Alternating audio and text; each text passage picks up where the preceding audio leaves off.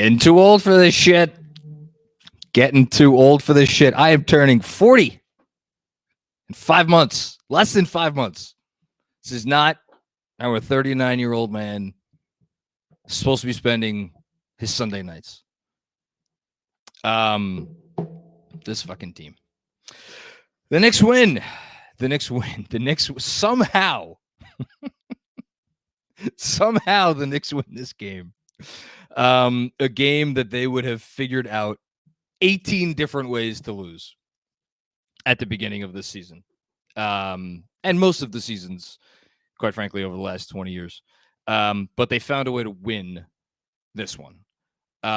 This is, without question, I think the best win of the season for a couple reasons. One, they actually needed to win it down the stretch after they nearly lost it several times.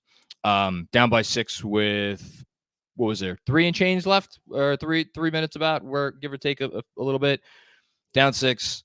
You were like, okay, well, it was fun while it lasted. I think it was when one of the Pacers hit a 3. That was just a great shot. You know, it was a decent contest. And you just, you tip your cap because, and I was prepared to come on here and try to put a positive spin on a loss. And the way that I was going to put the positive spin on the loss is I was like, look, this season thus far, when teams, before the new starting lineup, and especially since the rotation changes in the 7-game winning streak, teams were coming in and just firing away from deep with absolutely reckless abandon, and they were making way too many of those shots. Now, during the 6-game winning streak, by and large, teams have been missing their threes. We've been saying it already. At some point, a team was going to get hot against the Knicks, and it was not going to be because we hoped it was not going to be because the Knicks suddenly reverted back to form in terms of how they were defending the 3-point shot, but because just it's the NBA. It's 2022. There's a lot of really freaking good shooters in the league, and some of them are on the same team, like Indiana. My, oh my, is this team, like, they're not tanking anything unless they just trade away and sit everybody because they're really good. But we're not talking about the Pacers right now. Indiana tonight went 13 of 38 from deep, ended up at only 34%. But for the majority of this game, they were shooting the lights out of the ball. And they thankfully missed the ones that they needed to miss down the stretch. Let's give credit to luck where credit is due. There was one possession, I think, that was the offensive rebound that they got, and they got an extra look from behind the arc as the clock was winding down. But the Pacers were firing away. And the real key stretch for the Knicks in this game, when they could have wilted and died, and when they would have wilted and died at the earlier portion of the season, is the third quarter. When the Pacers started off in the third quarter, I believe 7 of 12 from downtown, after having a decent first half shooting the ball. And the Knicks they stayed in it. They stayed in it. Next stretch of the game, that was a pivotal stretch of the game. Brunson goes out. Randall goes out. No offense on the floor. It's Quickly is in a bad place right now. We'll talk to him. RJ got 1 bucket during that stretch. Deuce hit a big 3. But largely, they could not buy a bucket. They still stayed in it. And then in the fourth quarter, Pacers took a couple of 2-possession leads, and they stayed in it. And they didn't wilt, and they didn't die, and they didn't give up, and they didn't back down. And they just made plays. It wasn't pretty. It wasn't fancy. This is not one you're gonna put in Naismith anytime soon, the tape of this game. But they won it. They won it. And that's what matters for this team right now. They're finding ways to win games, and they're finding different ways to win games. Yes, there is a stabilizing, foundational piece for all of it, and that is the defense. And, like, again, the Pacers hitting a lot of shots tonight. The defense, I never felt really wavered. I never felt like their defense, like, gave up. I never felt like their defense let go of the rope. So that was huge for them. And then, like, so yeah, that's their identity. But, like, different heroes every night and different guys coming up big. And I could sit here and wax poetic about almost every player that played in this game, because most of the Knicks had a big moment here or there. I thought Mitchell Robinson was an absolute animal on the glass and protecting the rim. Like it's just there's such a difference when he's in the game now. And I don't want to like blame Hartenstein, but it's like even Sims. Mitch is playing at a borderline all defense level, so he was great. Quentin Grimes, huge, massive three in the closing minutes.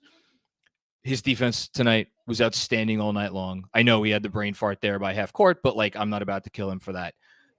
So big moments from Grimes, big moments from Deuce on defense, and that three was huge in the moment to tie up the game. RJ Barrett, 24 points, 10 and 19 from the field, 42 big minutes. This guy is playing 40 minutes every night for this team. It's not perfect. There's the couple of boneheaded plays on offense that you'd like to have back. There is not, always the level of contesting and closing out that you want on the other end, but he's doing enough. He's rebounded. He's in an okay place. I'm sure I could think of some reasons to praise the other guys as well. I'm going to close the intro by talking about two men, and that's Jalen Brunson and Julius Randle. And the play of the game for me, without question, and actually it's two plays of the game for me, because he did it twice in the last minute. And shout out to Fred Katz. I've been shouting him out a lot recently on this because he's been doing fantastic reporting. But a quote he had in a recent article was from Randle, and he talked about how he's so much more comfortable now that the Knicks are switching more. And you could see it. You could see his intensity rise. You could see his comfort level on the defensive end rise. And twice in the last minute, he got switched onto Halliburton, who's probably going to be an all-star this year. I hope it doesn't come down to him or Jalen Brunson, or for that matter, him and Julius Randle, for all we know. But he's playing like an all-star. He's leading the league in assists. He's been awesome. He's been by far the best player for this Pacers team, all due respect to the other guys they have, and some of them played very well tonight. Switched onto that dude on the perimeter twice, final minute, held his ground both times. Outstanding. And then to sink all 6 of the free throws down the stretch to ice the game. What more can you say? Picked up, and I should say, he got a lot of praise for his defense on Friday night, and correctly so. Picked up right where he left off. 25 points on 7 of 17 from the field.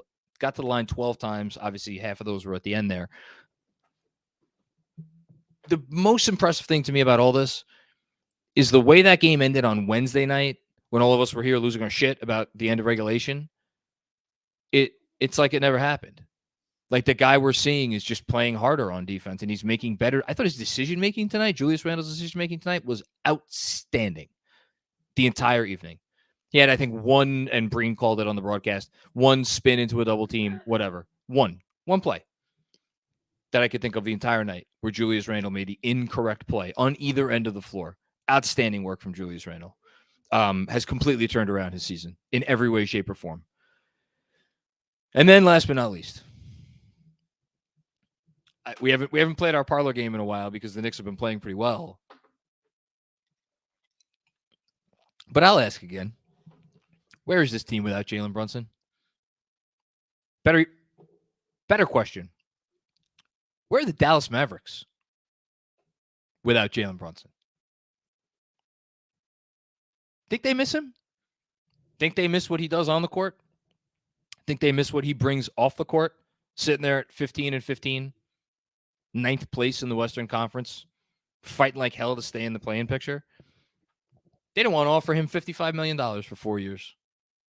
Now, he's making almost twice that, and it is one of the best bargain contracts in the NBA because that dude came in here and completely turned upside down what was a situation that was teetering on the brink of disaster. And I understand that there's a lot of fans out there who wanted disaster because they just wanted everybody gone or certain people gone.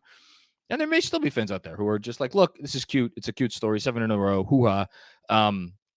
They're not going anywhere. And you know what? Again, don't worry about those conversations. This team has had 20 winning streaks in their history, longer than the 7-game winning streak that they're on right now. 20. And less than a handful of those, I believe, have come in the last 20 years. So 7 in a row. They are not here without Jalen Brunson. They are not a competitive team this year without Jalen Brunson. It's like clockwork.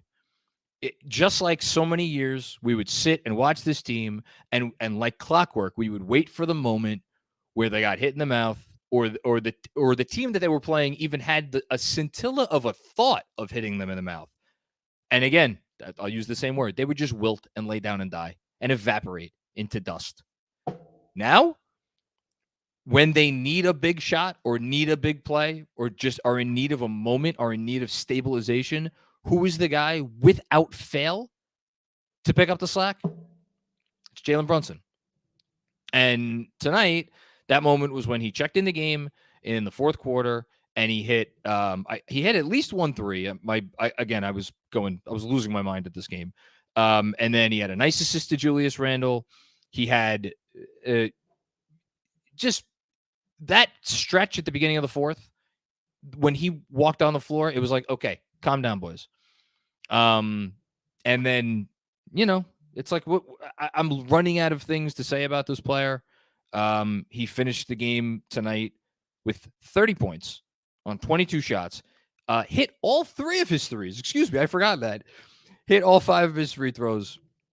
4 turnovers more than he usually has, but we'll forgive him for that. This is a guy that we thought was going to be out for weeks, a month. I don't know. And did he just have his best 3-game stretch of the season? Did the Knicks just have their most impressive 3-game stretch of the season? If that's not a leader, and if that's not the description of a guy who is a culture changer, then I don't know what is. And the Knicks needed to have their culture changed after last year because it was going sideways. And they got it. And they got it when they signed this kid. And I say kid on purpose because he's still kind of young. And I can't wait to watch him, hopefully for a very, very, very, very, very long time in a Knicks uniform. 7 in a row, baby. What are we doing? What are we doing here? All right. I think I've pontificated enough, losing my mind. A reminder from our friends before we get to the super chats at WynnBet. I keep saying on these things, I hope you bet the Knicks. Well, I saw before the game, I think it was even money. Andrew will pop in here and let me know if I'm off by that, if they ended up favored by 1 or 2. I'm pretty sure they covered either way, and they definitely got the money line. So I don't know how many straight games this is that the Knicks are covering the spread and obviously winning the money line because they're winning all the games. Download the WynnBet app or visit www.wynnbet.com to start winning. Sign up today to receive a special offer. Bet $100, win $100. Download, bet, win. It was even money. Thank you, Andrew Claudio, for the Knicks to win this game. So they covered again. How sweet it is.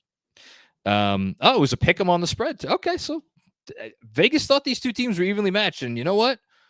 Having just watched this game, I'm not sure I disagree. But the Knicks come out on top. All right. I can't wait for this one. Let's have some fun. Robert Cross, you knew he was going to get in first. First time, long time, John. Another easy win on our 7-game winning streak here, just as we planned it. Hashtag 53 wins. Hashtag giddy up. I know you're Robert. You always believed. I don't think they're on a 53-win pace quite yet. They may need to win a few more games before they actually get on that pace. They are winning 56.7% of their games. So that is on pace for 47 wins, if I'm being a little generous. 47 wins. So we got to win another couple, another 2, 3 in a row, maybe. Maybe we get the streak up to 10 in a row, and then we might get on your 53-win pace. We'll see. Thank you, Robert. Ryan Wong. Please inject Grimes locking up Hallie in my veins. His late turnover makes me feel like we've taken his offensive IQ for granted. We don't see those often. I had the thought, a certain someone who may have just put a super chat in the started us off with his super chat was lamenting that turnover to me off air. And I'm like, that's the first boneheaded play Grimes has made on either end of the court all year. And I'm not being facetious. I mean, he's had like errors in coverage where he maybe like bit on a pump fake or something like that. But in terms of like a boneheaded play, like a play where he like kind of had a brain fart, first one all year. His offensive IQ is outstanding. There was a reason he's not still a point guard. There are reasons why the guys that do that job are very good at it, and why Jalen Brunson is very good at it. His defense all night, we're gonna have a lot of RJ praise, and RJ was very good. Hear that, Andrew? He was very good. Make sure I enunciate my words clearly. However, it is a stark contrast between RJ, who at this point is an average wing defender, will be kind, and a guy like Grimes, who's becoming one of the best wing defenders in the league. And his closeouts, the way he fights around screens, just his speed, his reaction, just everything. You can't play perimeter defense better than he's playing right now. Certainly one-on-one, and I would argue that he's pretty good off the ball too. He's just, he's 6'4". That's the only thing that's ever going to hold him back, is he's a couple inches too short, as Benji always likes to say. If he's a couple inches taller, he would be a perennial all-defense candidate or entrant. Thanks, Ryan. Forgotten NYC. Nearly vomited in my mouth, but a gritty win. 7 in a row. 7 in a row. You got to win the gritty one sometimes. I would argue that this is better because it was gritty.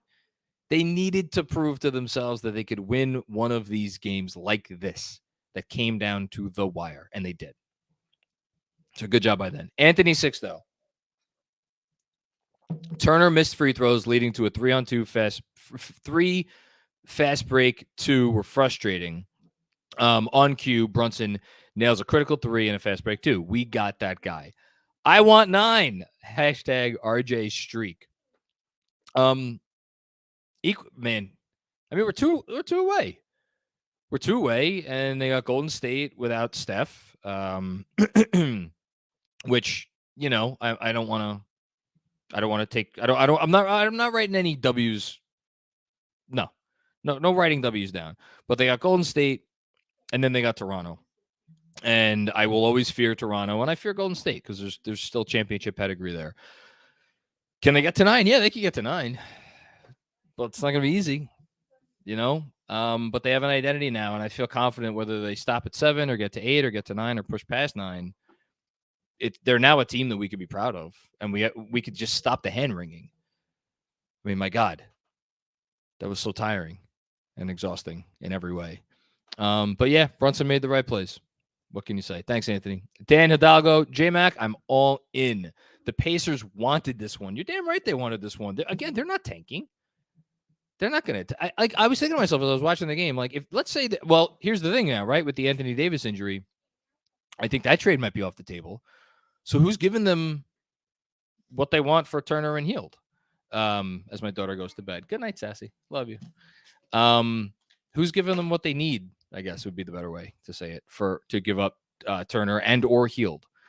Yeah, you take Hield off this team. I mean, it hurts, but like, whatever. Anyway, I'm going off on a diatribe about the freaking Indiana Pacers. Yeah, they wanted this one and they didn't get it, and they were home. Tibbs has his team playing like they don't intend to lose another game. I mean, I always lock up now when someone tries to bait me into saying something nice about Tom Thibodeau. But like, this is what you get traditionally, historically, when you have Tom Thibodeau as your coach. When guys are, I said this after the Mavs game. If guys are bought in and guys are executing the scheme properly, Tom Thibodeau could look like the greatest coach in the freaking league. I don't think anyone has any more complaints about his rotations or substitution patterns or who's playing, who's not playing, like any of that stuff. He made all the right moves. He's making all the right moves. So yeah, he hasn't playing well. So good job by him. Thanks, Dan. Yanni, what's going on, Yanni? Hey, KFS, great win. I get that we have 3 good offensive players, but Quentin Grimes cannot be Mitch. He needs to get more involved in the offense. By the way, the Julius Randle's trying on defense lasted 1 game. Oh, well. Did I miss something about this game? Julius Randle was outstanding defensively. I don't know what game you watched. I feel free for anybody to chime in and back up Yoni's point. I thought Julius Randle was awesome on defense. Andrew, nice to see all starting five finish the game. # we back. I mean, it's one of the best starting fives in the league since they've gone to it. It's certainly the most used starting five in the league since they went to this 5-man unit. They're outscoring teams by a bunch. It makes a lot of sense. Just to the last comment, like Grimes is doing exactly what he needs to do on the offensive end. I think you want to see Grimes shoot more, but I think at the same time, the scouting report's out and teams are making it a point to make sure he doesn't beat them. But he's so smart that when they do run him off the line, he's making the right plays. He had a couple of nice drives tonight. Always seems to make the right play, make the right pass. It just works. That is the correct 5-man unit that should be closing every game right now with how the players are performing. I'll say that. Thanks, Andrew. Kevin Danishevsky, what's going on, Kev? We missed you, we hear, New York Knicks. Glad to have you back. But this time, we don't have Elf. We have Jalen Brunson. He or him. Hopefully Benji's not watching. Mitch is a beast, and Randall hit clutch free throws. Yeah. Everything's working. It's like it's a functioning basketball team. More so than 2 years ago. The team from 2 years ago, they certainly knew exactly who they were and they knew their roles and they executed those roles really well. That team might have been that team was a deeper team, I think, because like that'd be an interesting. Maybe I'll write about that over Christmas break or something, comparing this year's team to the team 2 years ago. Because like obviously this team has Brunson. They're also playing a 9-man rotation. They have 2 players coming off the bench for them in Deuce McBride and Emmanuel Quickley, who are offensively let's just say they're not what Derrick Rose was offensively 2 years ago. And you know, it's an interesting comparison. At the same time, this team has Jalen Brunson and that team didn't. RJ's playing very differently. Randall, I would argue Randall's better offensively, how he's playing right now. Partially because he doesn't have to do as much heavy lifting. And Quentin Grimes is a better version of Reggie Bullock. He could do more stuff than Reggie Bullock. And he's every bit as good a defender. Maybe better. Robert Cross, is it fair and reasonable to say that we #ride with Randall? If so, can we be sure the Jekyll and Hyde days are over? #53 wins, #ride with Randall. Look at you. Did someone send call 911 to Robert's house? Make sure he's not tied up in the basement. I don't know. They have basements in San Diego, and that someone's not typing on his laptop or whatever. There's the old saying, "Fool me once, shame on you. Fool me twice." I hope not. I hope. Yes, I hope the Jekyll and Hyde days are over. He is still a volatile basketball player. I think if your argument is that the Jekyll and Hyde days are over, that argument starts and ends with Jalen Brunson and the fact that Brunson is here and that Brunson is the stabilizing force that Julius Randle needed last year and, maybe in the playoffs against the Hawks and that he didn't have. So what is he with Brunson? Maybe he's a different version of himself. At the same time, like, honestly, we don't even need to have that conversation because the way they're playing and the way Randall's playing, they're not going to trade him unless it's for a star player. They're just not. So at least now we can stop worrying about it because it's not going to happen. Yeah. So maybe we can put it to bed.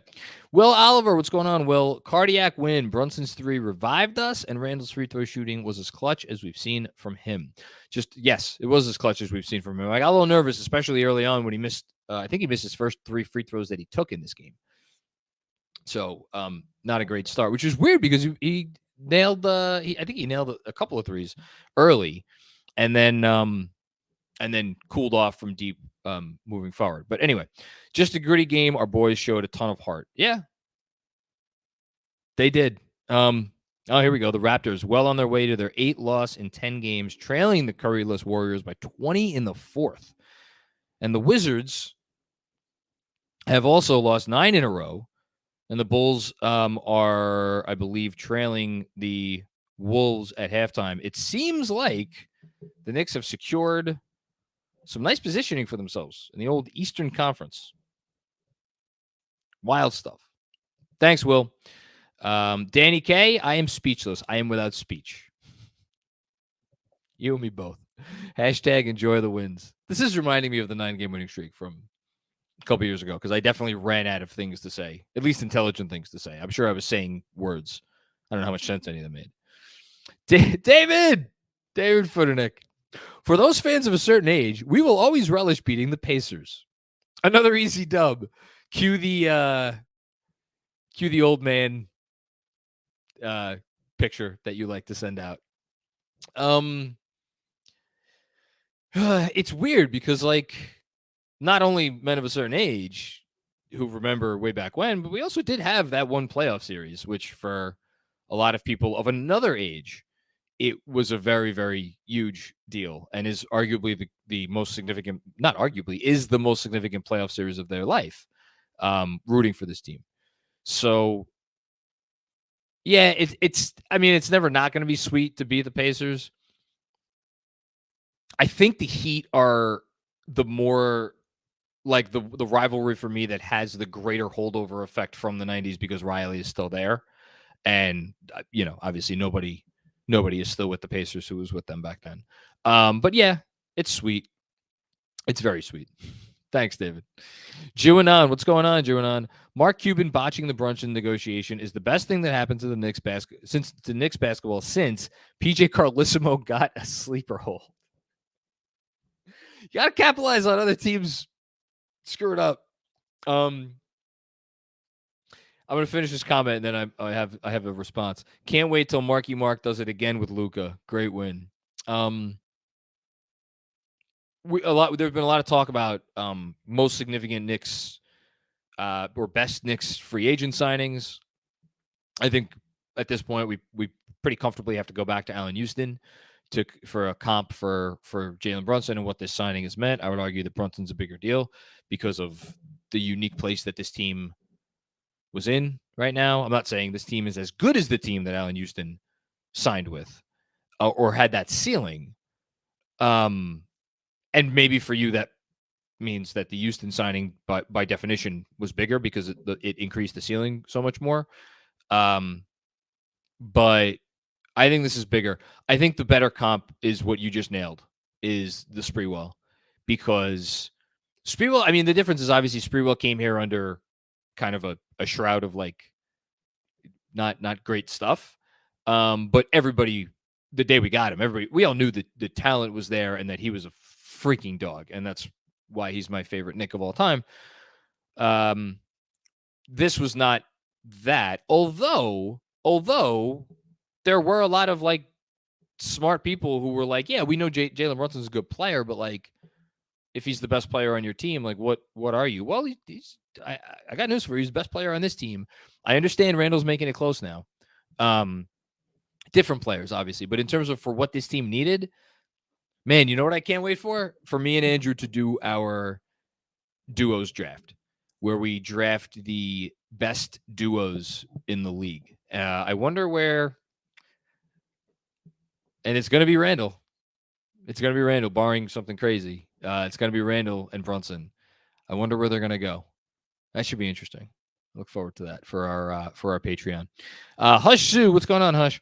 As up and down as RJ has been, at the very least, I can always be confident in him going off on the Pacers like clockwork. Hashtag I hate this team. Hashtag let me be miserable. They're not going to let you be miserable. I don't know who you should blame for that. Should you blame Tibbs? Should you blame Brunson? Blame Brunson. First and foremost, blame Brunson. Keith, thank you for the generous contribution, Keith. Just started my cruise vacation, so I'm out at sea and service is spotty, but I had the chance to chime in and show love and shout out KFS and the entire community. I'm so hyped. Jalen Brunson for president, hashtag number 7. You know what's nice about being a Knicks fan, other than the fact that we're currently tied with the Philadelphia 76ers for 5th place in the Eastern Conference? It's that when this team's going good and this team is doing something special, which I think they're in the midst of doing something kind of special right now. There are people all over the world who are stopping what they are doing. Doesn't matter what they're doing. They could be on a cruise with their family or whatever. Any country, any continent, they're stopping what they're doing and they are smiling and they are reveling in what is happening. That's the cool thing about being a Knicks fan, and it's why this community is the most special community, as far as I'm concerned, in all of sports.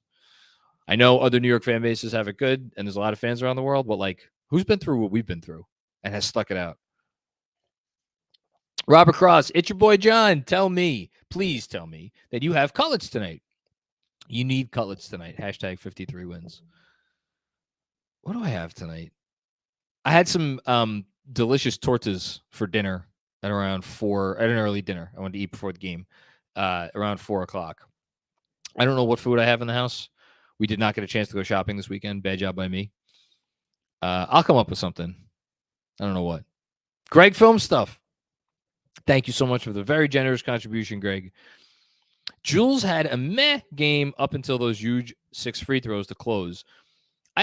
Shooting wise, he didn't score a lot. But that's what I loved about his game so much, is I think he really found a way to help the team in other ways. I really was very impressed with his defense tonight.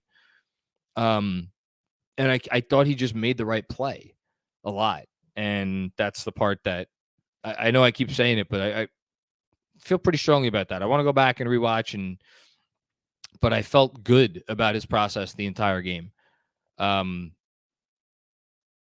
Ended up with 3 assists, 3 turnovers, 14 rebounds. He's killing it on the glass, too. That's the other thing. Anyway, RJ played great, and then there was a point in the third where he got careless with the ball, like the no-look alley-oop to Sims. Best win of the year, and Nesmith is annoying as fuck. I thought RJ, again, played very good. I thought he started off the game terribly, picked it up after a few minutes, and had a really nice stretch in the middle of the game. And then, like you said, started to fall off there with some sloppiness in the third quarter. But he had some really nice moments. I just want RJ to be more consistent I want RJ to be, I think we're the hump we've gone over is, I think we've gone over the hump of like the consistency game to game. I think he's been fairly consistent game to game. That, by the end of the night, you're going to look up at his stat line. You're going to overall judge his performance and be like, okay, solid. I want more consistency within games. And I guess basically what I'm asking him to do is, be an all-star, because like guys who are consistent game to game and consistent within each game, those are all-stars if they're going to handle the ball as much as RJ. So yeah, we'll see. Yushen Zhu, what's going on, Yushen? What a win. I'm sure last year's Julius Randle would have missed at least 2 of those last 6 free throws.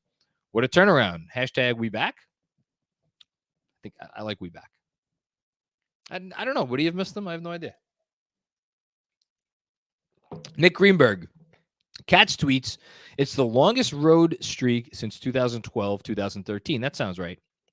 That year, Kidd was the steadying fourth quarter presence. In 2022, it's Jalen Brunson. Glad to have him in his prime versus the tail end. Yeah, that was Jason Kidd's. Was he 39 or was he? I want to say he was 39. Could be off by a year, though. Jalen Brunson is not 39, thankfully. I'm 39. Not thankful for that. Haitian Ferg, what's going on, Haitian? Tibbs has the team rolling, deserves an apology. I'm not calling for that apology. I'll let the folks out there who want to do that call for it. Thanks, Haitian. Gregorio Vincent, how far is this team really from being a contender? I mean, you know what? That's a good question, because I think it's 7 wins in a row. It's the longest winning streak in the league. Obviously there's lots of good things happening here. Has it really changed anything in terms of like their ceiling? Because like you could argue that before the 7-game winning streak, after the Mavs game, James Dolan could have fired everybody and they could have started from scratch. And there's an argument that they, depending on who they brought in to do X, Y, and Z, that they'd be, they'd be in a different position. But like, would they be in a better position then again, that depends on how you view the process of team building and how you view the inherent benefits that come from winning. I think here's what I think. The conversation before the season was the Knicks still need 2 stars. I think at this point there has to be an adjustment to that conversation. In the sense that, like, are they, because they still need the guy. I will sing Jalen Brunson's praises up and down, left and right, until I am blue in the face. They still need the guy. It has to be the right guy. I don't know who that guy is or where he's going to come from, but they still need that guy if they're going to be a true contender. A true contender. That being said, is there a move, like, are they that guy away, basically, as opposed to 2 weeks ago where we were like, oh my God, this team's in no man's land, like, what the hell are they going to do? I think that conversation is done. I think there's clear evidence that there's good stuff happening and that there are pieces here, a lot of pieces here, that are part of the eventual solution, and including some pieces that, if you would ask me 2 weeks ago about, is there a chance that this guy's going to be around long term and he's going to be part of, like, when this team starts really, like, competing for things, I've changed my tune. I'm not above admitting that I have a tendency to flip-flop, but we have new evidence. So is it flip-flopping? I mean, I feel like the more we see, the more we learn. Busy, what's going on, Busy? I'm glad we got the win, but why was everyone allergic of using the timeout instead? They was doing some boneheaded plays. I mean, weird things happen at the end of games, especially for a team like this that hasn't really been in this situation down the stretch. You live and you learn. Luckily, they are learning with a win tonight.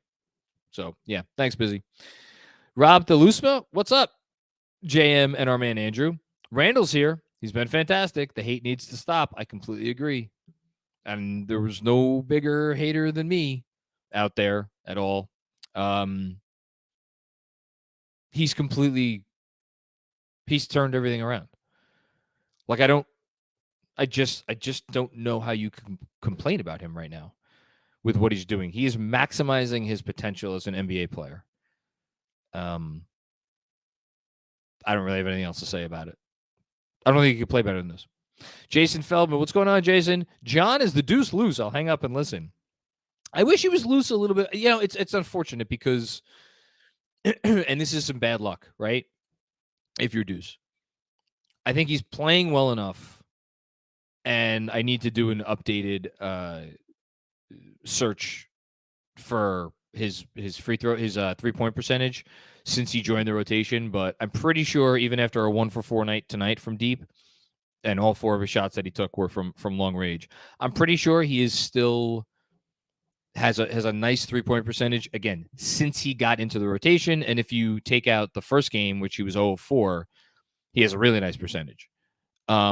So, you know, that if he could just hit open threes with what he brings on defense, that's all you need from him as an offensive player. Just hit the open threes. The bad luck comes in 2 forms. One, this team's starting point guard is whatever Jalen Brunson is, 6'2", and a lot of teams have starting point guards who are bigger than that. Some obviously have jumbo playmakers. There are teams around the league that run their offense through a bevy of players who are not the starting point guard. All of those sorts of things, if they were the case on this team, would allow Deuce McBride to get more minutes, as would if they had a true bench scorer, a true bench guy. And I'll say the first probably negative thing that I'm going to say on this live stream. I love the idea of RJ with the bench. I think he should get minutes right now on the bench units. I like that look. It makes a lot of sense. It's good for his development. It's good for the team right now. It's the best option they have. Those minutes can be a struggle. And I'm not, and the blame should not go mostly on him because there's somebody else on those bench units that should be doing or splitting at the very least the heavy lifting, and that's Emmanuel Quickly. And Emmanuel Quickly now, I mean, his last 4 games, I think I could do this from memory. He was 4 of 11, 4 of 11, 4 of 10. The last game, I don't even know what he shot last game, but it was atrocious. And he was 2 of 8 tonight. It's an issue because it's really tough for them to survive those bench minutes without Brunson and Randall. If one of those two guys is not going to be able to step up, and Quickly he's just not in a great place right now, and RJ sometimes he does it, sometimes he doesn't. It's just that's hard for him too. He's better playing alongside a guy like Brunson and a guy like Randall. Ideally, both. So that's bad luck for Deuce too, because it makes his inability to do more on the offensive end stand out more because of those other struggles that are going on. But is he loose? Yeah, he's loose. He's loose. I want to see more of him. That's the only thing. But at the same time, I can't sit here and be like he should be playing more because I don't believe that either. Greg Moran, what's going on, Greg? Thanks for the contribution. Down 6 with 1:45 left. That's what it was. They were down 6 with 1:45 left. My goodness. Jalen Brunson busts out the Undertaker gif and brings them back to life.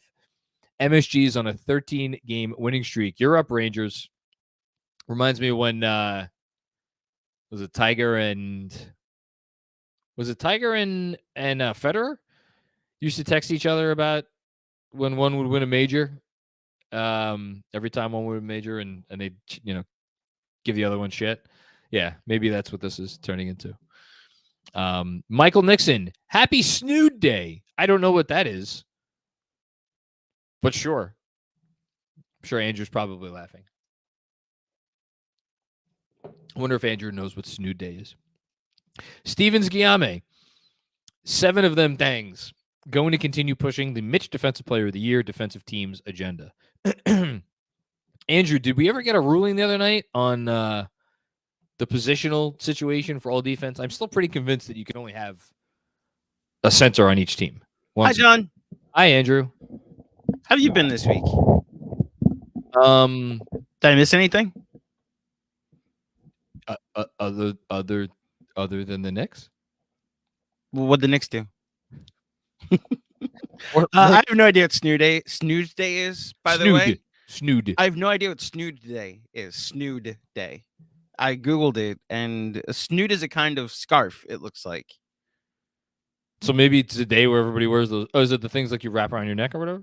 A neck and head. Someone in the chat, please clarify what Snood Day is, please. We would greatly appreciate it. And according to every bylaw I read the other night about all defense, it can be any. It's positionless. Like Robert Williams and Al Horford made it. One as a center and then one as a power forward in opposite years. I think the way they vote is different, but there's been 3 forwards on there before. There's been 1 guard on there before. I think I gotta. No, that's not the case. You have it where it says 2012. Yeah, here we go. 2021-22 Kia NBA All Defense Team. Guard, center, forward. Second team, forward, guard, center, forward. Other players receiving vote, guards. Other players receiving votes, center.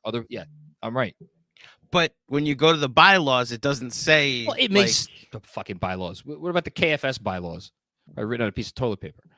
Wait, what is the KFS by? I'm saying the NBA.com rule book that I went and looked up for this. Bylaws are meaningless. Said it has to be 5 and 5. Whether it's what they choose is a different. All NBA says you must pick a guard, 2 guards, 2 forwards, a center. Well, it's very clear that bylaws are no bylaws. It's organized. Guard, forward.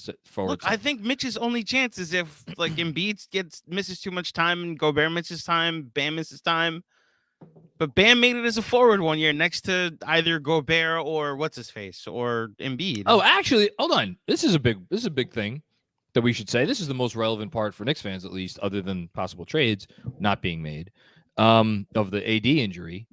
If AD misses 2 months, or a month, or if he misses a significant amount of time, that might take him out of all defense running. And who knows how they're going to treat this injury moving forward.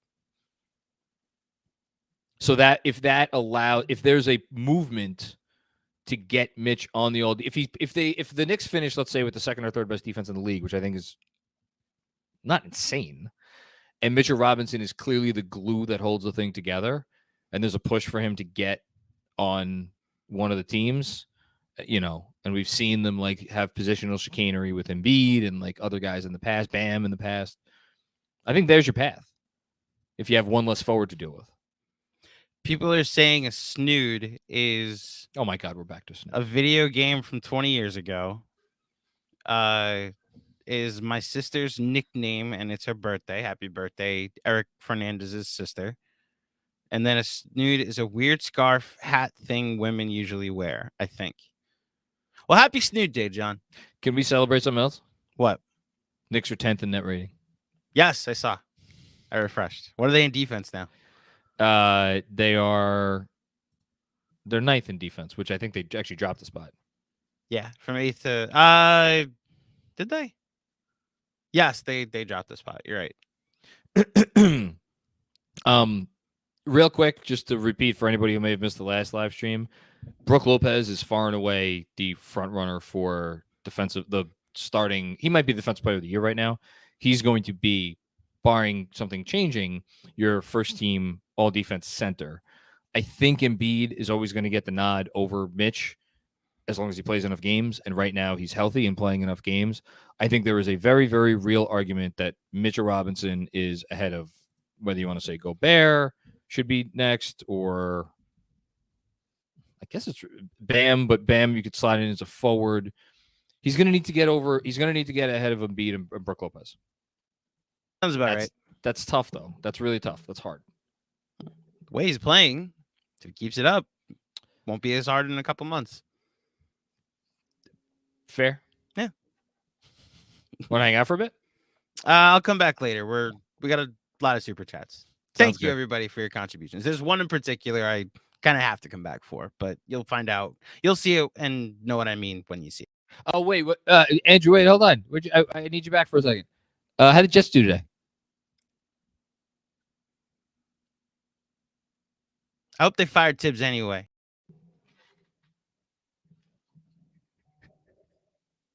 I'm sorry. That was bad. Karma's gonna come back to bite me for that. I-95 bully, what's going on, man?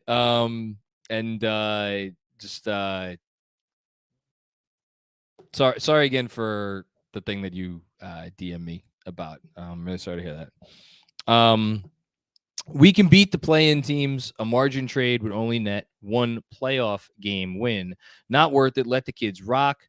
That was a nice, ugly win. I think I was going to make the point before, and then I actually lost my train of thought. So I'll make it now. The Knicks are going to be tempted, I think, to do something to make this present team better. And there's a very obvious thing they could do. They could just go trade for a guard who can spearhead these backup offenses, these backup units on offense. I bet you they could get it for, at the very least, one of these protected first-round picks that they have. Would it make the difference between them securing a top 6 seed and then potentially falling into the play-in, or maybe even them securing home court in the first round and then falling into 5 or 6 if we really want to get nuts? Maybe. That's going to be the temptation right now for this front office. Because even if you don't have to give up one of the young players in such a trade, if you go and you get this year's version of Derrick Rose from 2 years ago, multiple young players are going to get squeezed. And so how much fortitude, how much intestinal fortitude do they have? They're winning. Winning the games makes all decisions a lot easier to make. But I wonder. That's what I wonder. So I-95 Bully, you have logged your vote. I appreciate it. I have a feeling most Knicks fans would side with you. Thanks for the comment. And good to hear from you. Hush Zhu, I can't believe I will compliment this guy, but all the flowers to Randall. Hitting 6 straight clutch free throws. He was a stud. For that, I'm happy again. Yep. Deserves all your flowers. And then some. Harry Donor, what's going on, Harry? Great to hear from you. My favorite win in the streak, best win of the year. Told you. Just a gritty, maybe the Utah game, actually, just because everybody was about to lose their jobs. and they won in Utah. Just a gritty win against a team that played hard and wanted it as much. Did feel like we got a good whistle for most of the game. I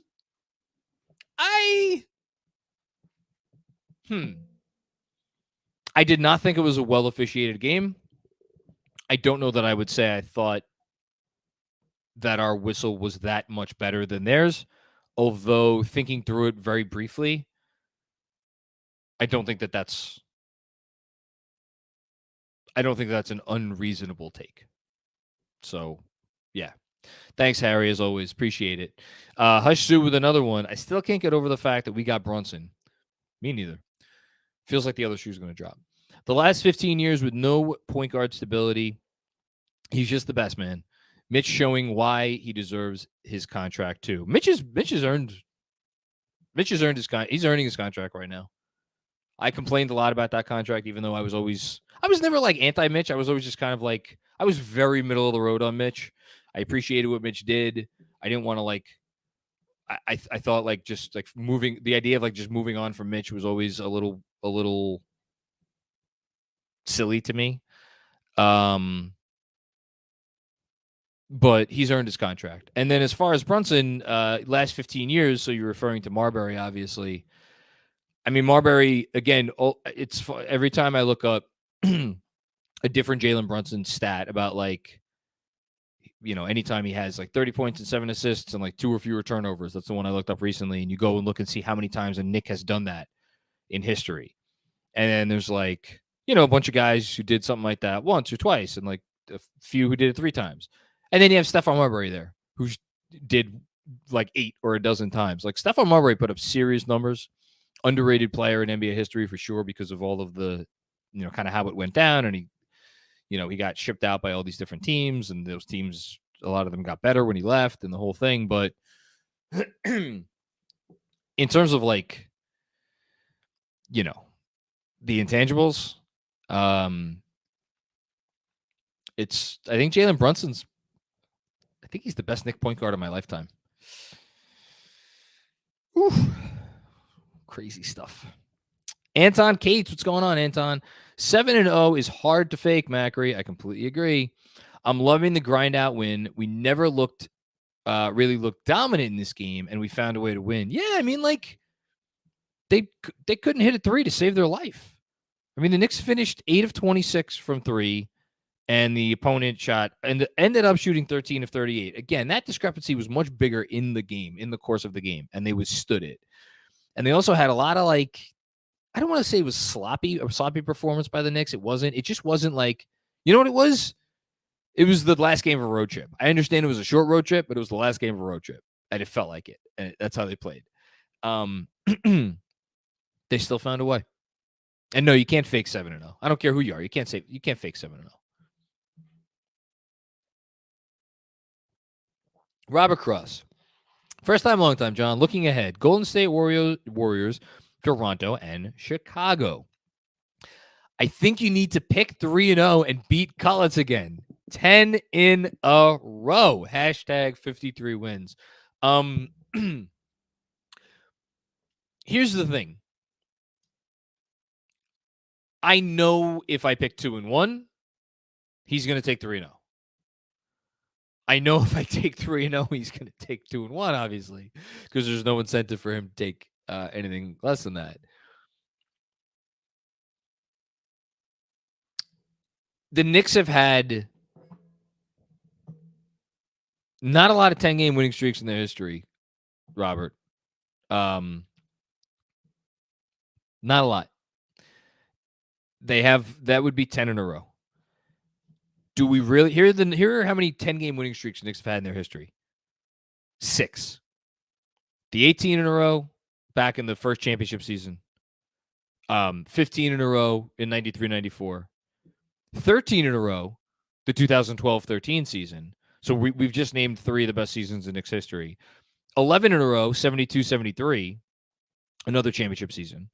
11 in a row, 1968-69, the year before the first championship. And then 10 in a row also in 1968-69. So basically, all of the seasons that they've won 10 games in a row, not basically, all of the seasons that they've won 10 games in a row have resulted in them winning a playoff series. And I think the one, I forget, did they win 1 or 2 playoff series in 1969? But like, they lost to the Celtics, who then won the championship. So as far as I'm concerned, you could say that the Knicks were the second best team in the league that year. Like, these are special years in Knicks history that they've won 10 games in a row. Yes, Andrew. So you're right. If you pick 3-0, Jeremy would pick 2-1, and then vice versa. And I'm here to clarify: we're picking 4 games this week. Oh, Tuesday, Wednesday, Friday, and Christmas then Day. Christmas. Oh, that makes my life easier. 3-1 or 4-0. I'll say it. I'm leaning 3-1. How dare you?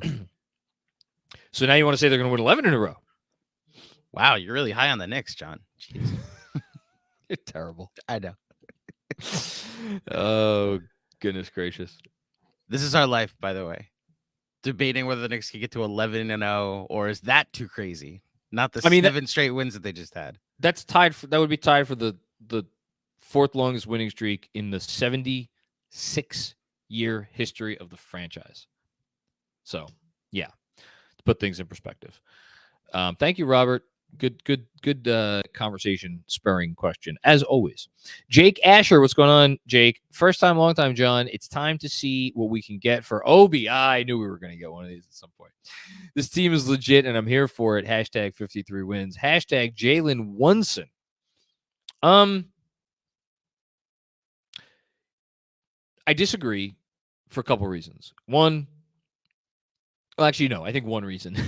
If they traded Obi right now, they would be selling him at the lowest point in his value because he was struggling from the field in the 5 or 6 games that preceded his injury, and now he's injured and he's out for a while. And like, you don't trade injured players and expect to get real value.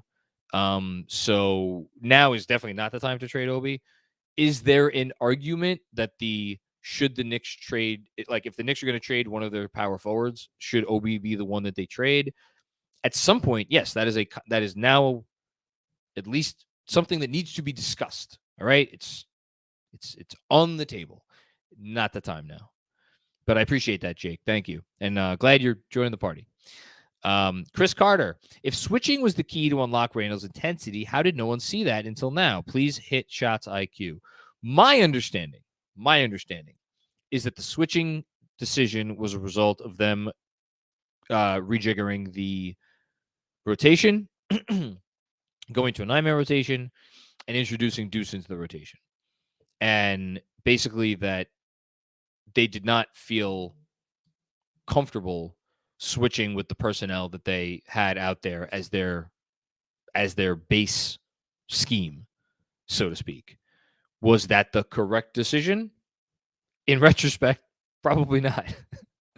That said,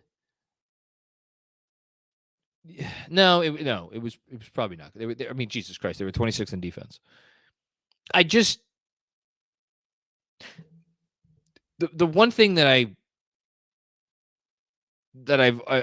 don't think I've ever really wavered on is that having a scheme in the league today that prioritizes not giving guys good looks at the basket, not giving guys a lot of looks at the basket, and then not giving guys good looks at the basket. That is a sound idea. I do like that as like, if that is your defensive principle, I like that as your defensive principle, because you could make the argument that the variability, I don't know which of those two is the more appropriate word, of 3-point shooting is so freaking random that like to have like we're going to stop other teams from shooting and making threes like at all costs, is that if that's your defense, like, I don't know, is that Is that dangerous for that reason? I don't know. I'm not the X's and O's guy. I will never pretend to be, but it is just like if you want to take away the rim, you could take away the rim. Like we've seen teams do it. We've seen teams do it with success. The Bucks obviously are the most famous example from the last several years. And so I don't think that part of it is nuts. I've gone way off track from your question. I apologize. But like just that's what that led me to think about. Thanks, Chris. Andre Stewart. I know that no one wants to hear this with us winning 7 straight. And here's another one. As soon as Obi is healthy, stick with the original plan to trade Julius Randle. Oh, here we go. Trade value is up. Well, there's no guarantee Obi's going to be back before the trade deadline. I know 2 to 3 weeks. 2 to 3 weeks until a revaluation. I could see them not rushing him back. Number one. Number two, the way Randall is playing and the way the team is playing, I'll repeat the same thing I've repeated literally dozens of times. What are you trading him for? If someone's willing to blow you away with a package that is too good to be true, okay, fine. Where's that package? Who's giving it? And what is it? You know, we've talk about being dead wrong. I'll say it again. I was dead wrong. We have moved way past the just get the guy off the team. That can't be it.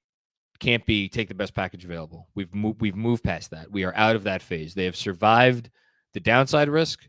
They are reaping the spoils. Now you got to actually reap them, whether that's with Randall on the team or with a great trade. Thanks, Andre. Requiem Gaming, the Remnant. Hello from the land of enchantment. Well-coached game by Tibbs. Good adjustments late on the out of timeout. I think that's what you referred to. And getting guys to foul when up 3.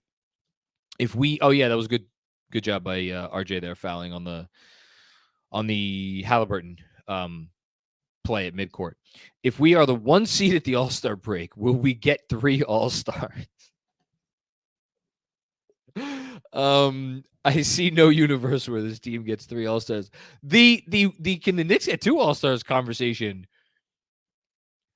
Here's the question.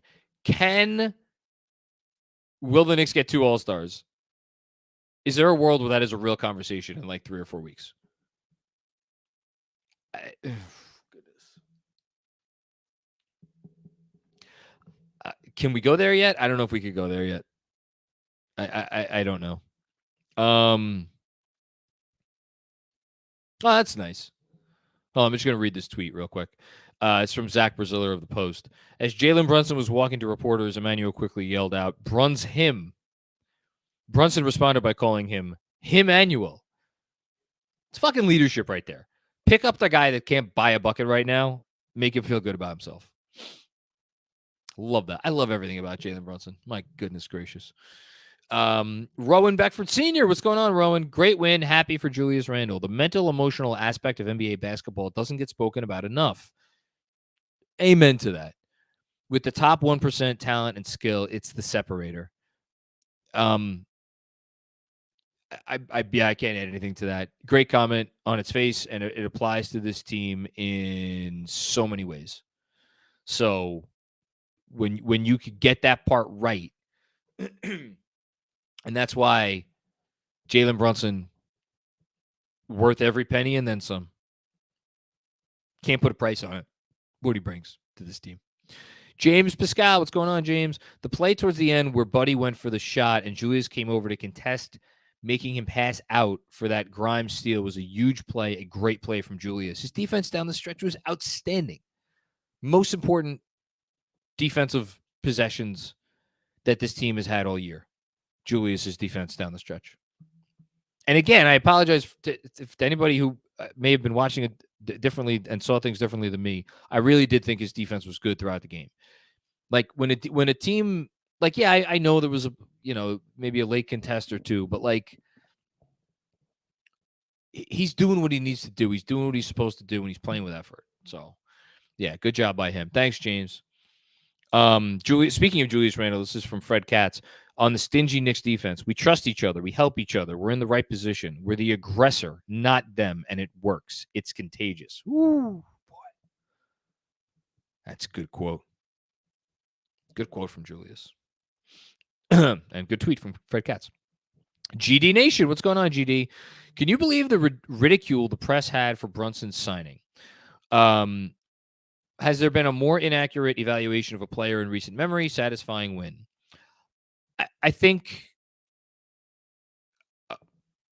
the members of the press who were making those comments are not, if I can be so forward, are not people that you should be going to for your NBA opinions, because those people were. That wasn't an informed opinion before Brunson played a single game for this franchise, because smart NBA people knew what Jalen Brunson was. And I don't know that they knew that he would have this effect on this team and that he would be so good with the increased usage and the increased minutes and the increased role on the whole thing. But like, all the smart people knew what this guy was and what he could do. And the people that were like, the Knicks paid $100 million for backup point guard, sucks to be them. Like those, just that's talking head shit. Thanks, GD. Black Ice, thank you for the very generous contribution, my man. So let's say we give this team a shot. If one of our big three, crazy to think and say could be, averages 30 points per game, the other two go for 25, and the defense keeps going, are we a good team? I know kind of early, but what if? This team doesn't have that kind of scoring. Like, who's averaging 30 on this team? I mean, Julius Randle's been playing out of his mind. His efficiency this year is just off the charts. Like, I don't think that's not the path for this team. Like, if you're someone that believes that like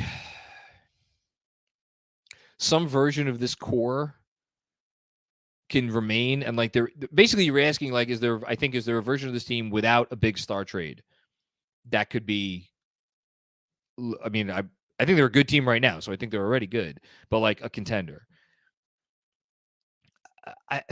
Goodness. I don't know, because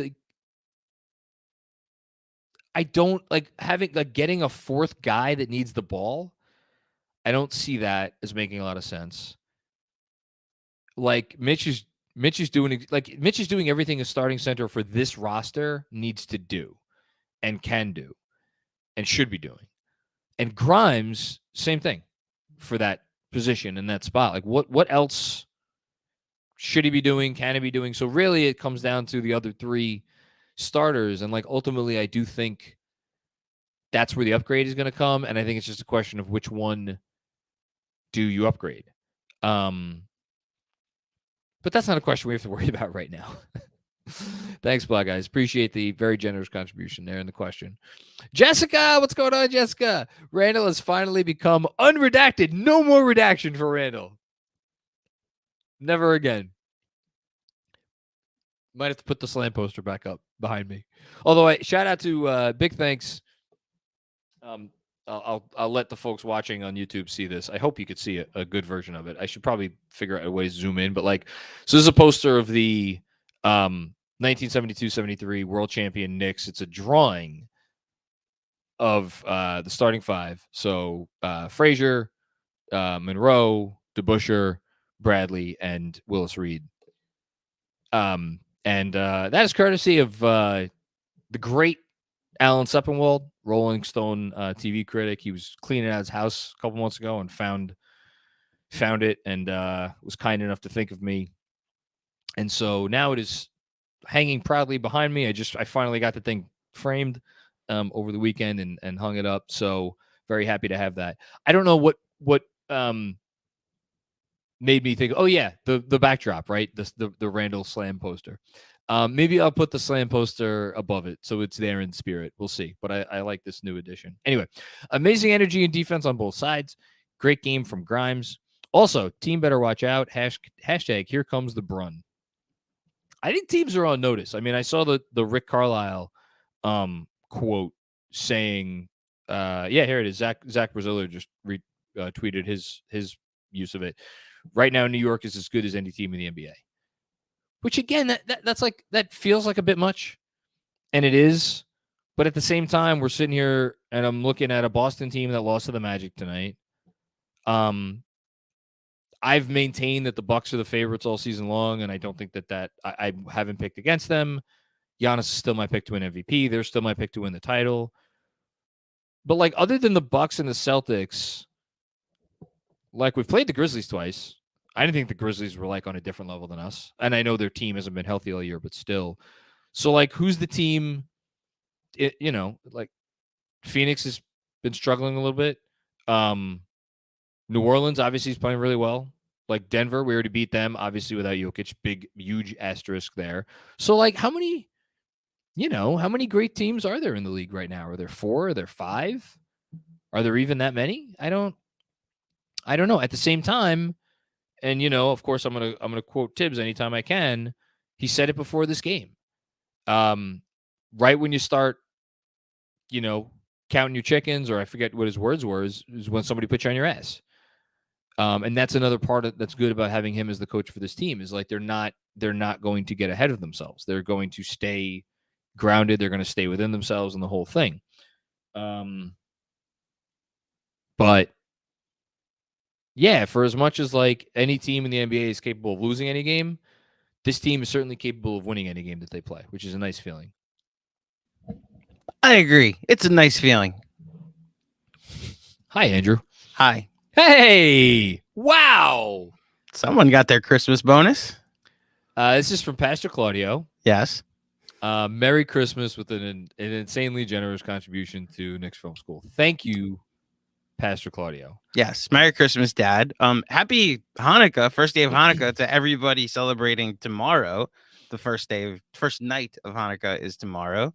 And you still got to get me a present. Me? To my dad, who just sent the generous contribution. I'm saying. Because I got your present today, actually. I got yours yesterday. So great minds. Look at us.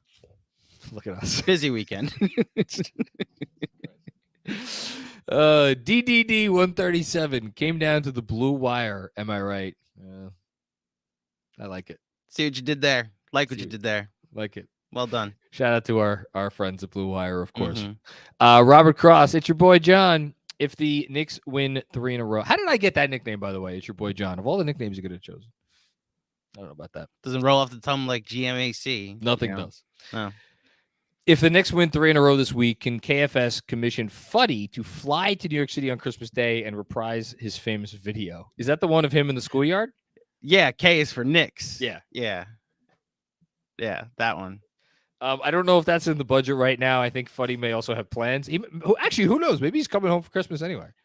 How about this? Next time, either we're in LA or Fuddy's here, we'll reprise the video. We'll help remake the video. I think that's a great plan. If that's an option, why not? It's always an option. Clee, I think I saw it differently. The Knicks would have gotten blown out in the first half if it wasn't for RJ. Okay, that's a take. And his defense was good. Hield made tough shots and missed a couple because of RJ in a close game. RJ's offense definitely was important in the first half. I don't think he's the thing that got... I think the thing that is keeping them in every game is their defense. That's the thing, first and foremost, that's keeping them in every game. What, Andrew? No, Jessica's educating me on Hanukkah. So Jewish Day started at sundown, which is why, like, when Benji is like out for Friday night, right? Yeah. So technically Hanukkah started. Oh, well, happy Hanukkah, everybody. Happy Hanukkah, everybody. Anyway, and I think, but whatever, like those buckets were important. The thing I'm going to push back on the defense is like, and I said this during the halftime Zoom, so apologies if anybody's hearing this for the second time. I just don't think RJ makes guys feel him when they have the ball and enough. And he gives space, more space than I'd like him to give. And I think the reason he gives space, and this is going to sound like I'm piling on, which whatever, is because when he really gets in there, he doesn't always have the foot speed to corral guys or keep up with guys when they take him off the dribble. So it's kind of a pick your poison thing with him. That said, I think he's moving so much better. He's playing. It seems like he's playing faster. It seems like he's lighter on his feet. All of the good things. I want a little bit more. Maybe I'm being greedy.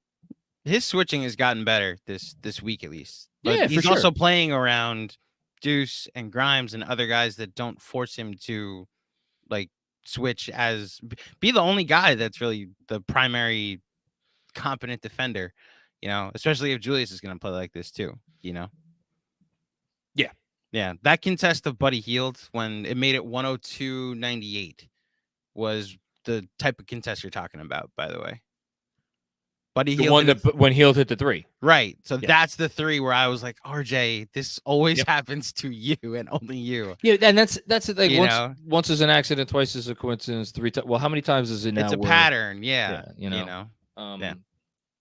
I don't want to pile on RJ. Like I said, he played a very good game. We are nitpicking ways he can improve. Why he's been fine. He's been good, I would say, John. And let me be even more clear. If he gets his defense to the place where I personally think it should be, and I think it can be, he can be. If he gets his defense to that place, I don't think we're that far away from a world where he is once again in conversation of like, oh, can this guy be an all-star at some point in the next few years? That's the ceiling. To keep it a buck, like I'm nitpicking. Not like, oh, he sucks and like this is what he needs to do to be like a decent player. No. He's good. He's very good on most nights. It is about getting to that next level, which I think we all want him to get to. I just have a particular opinion about how he gets there. Pluckster. If I were the coach, I'd use more challenges than tips. Well, you can only use one. You only get game, one, yeah. And he used it. I believe he used it in this game. Did he? Or did he not? He did not. He's been using a lot of them though. I think the play you're talking about, and I actually think you're right.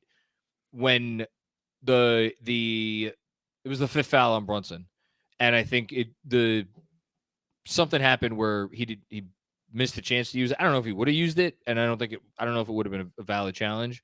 And maybe he wanted to keep his timeout because it was second half. And it was also like kind of early in the second half, whatever.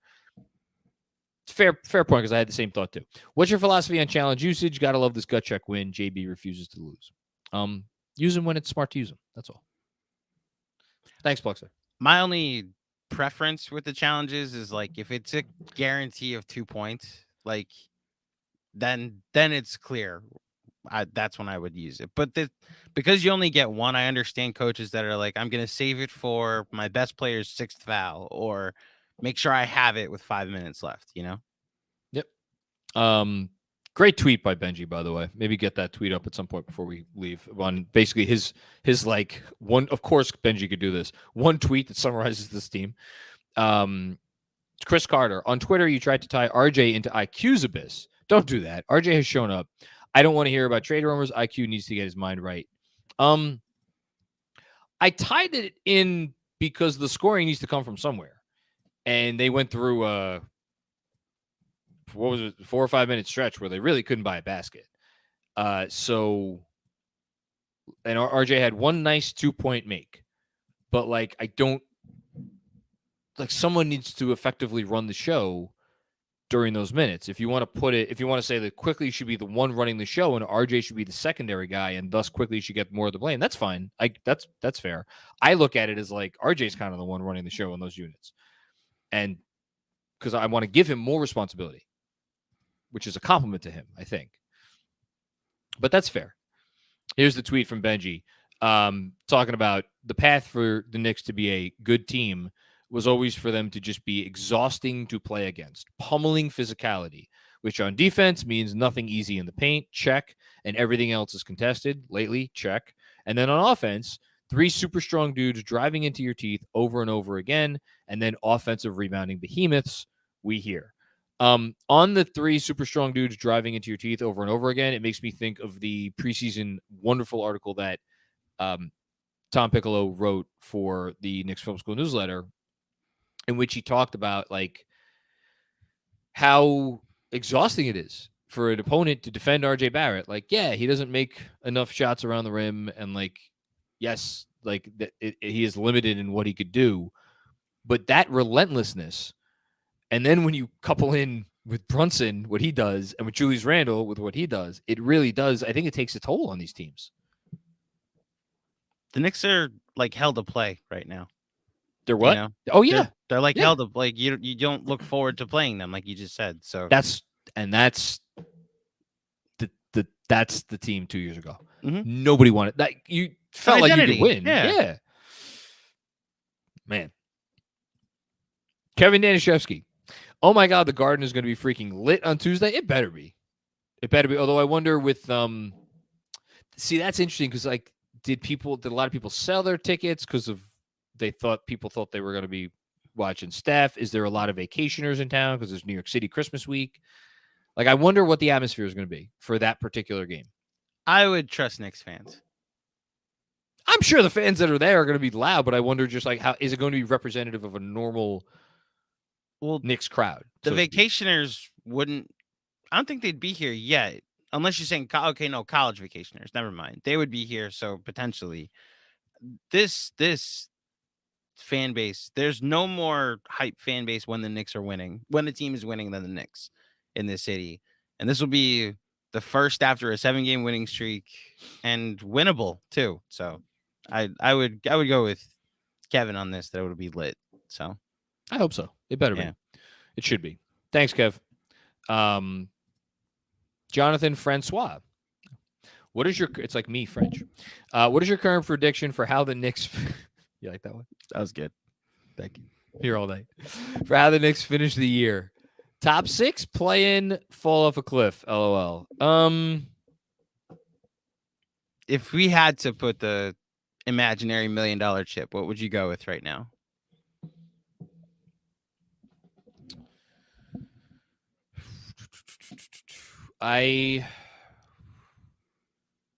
Man.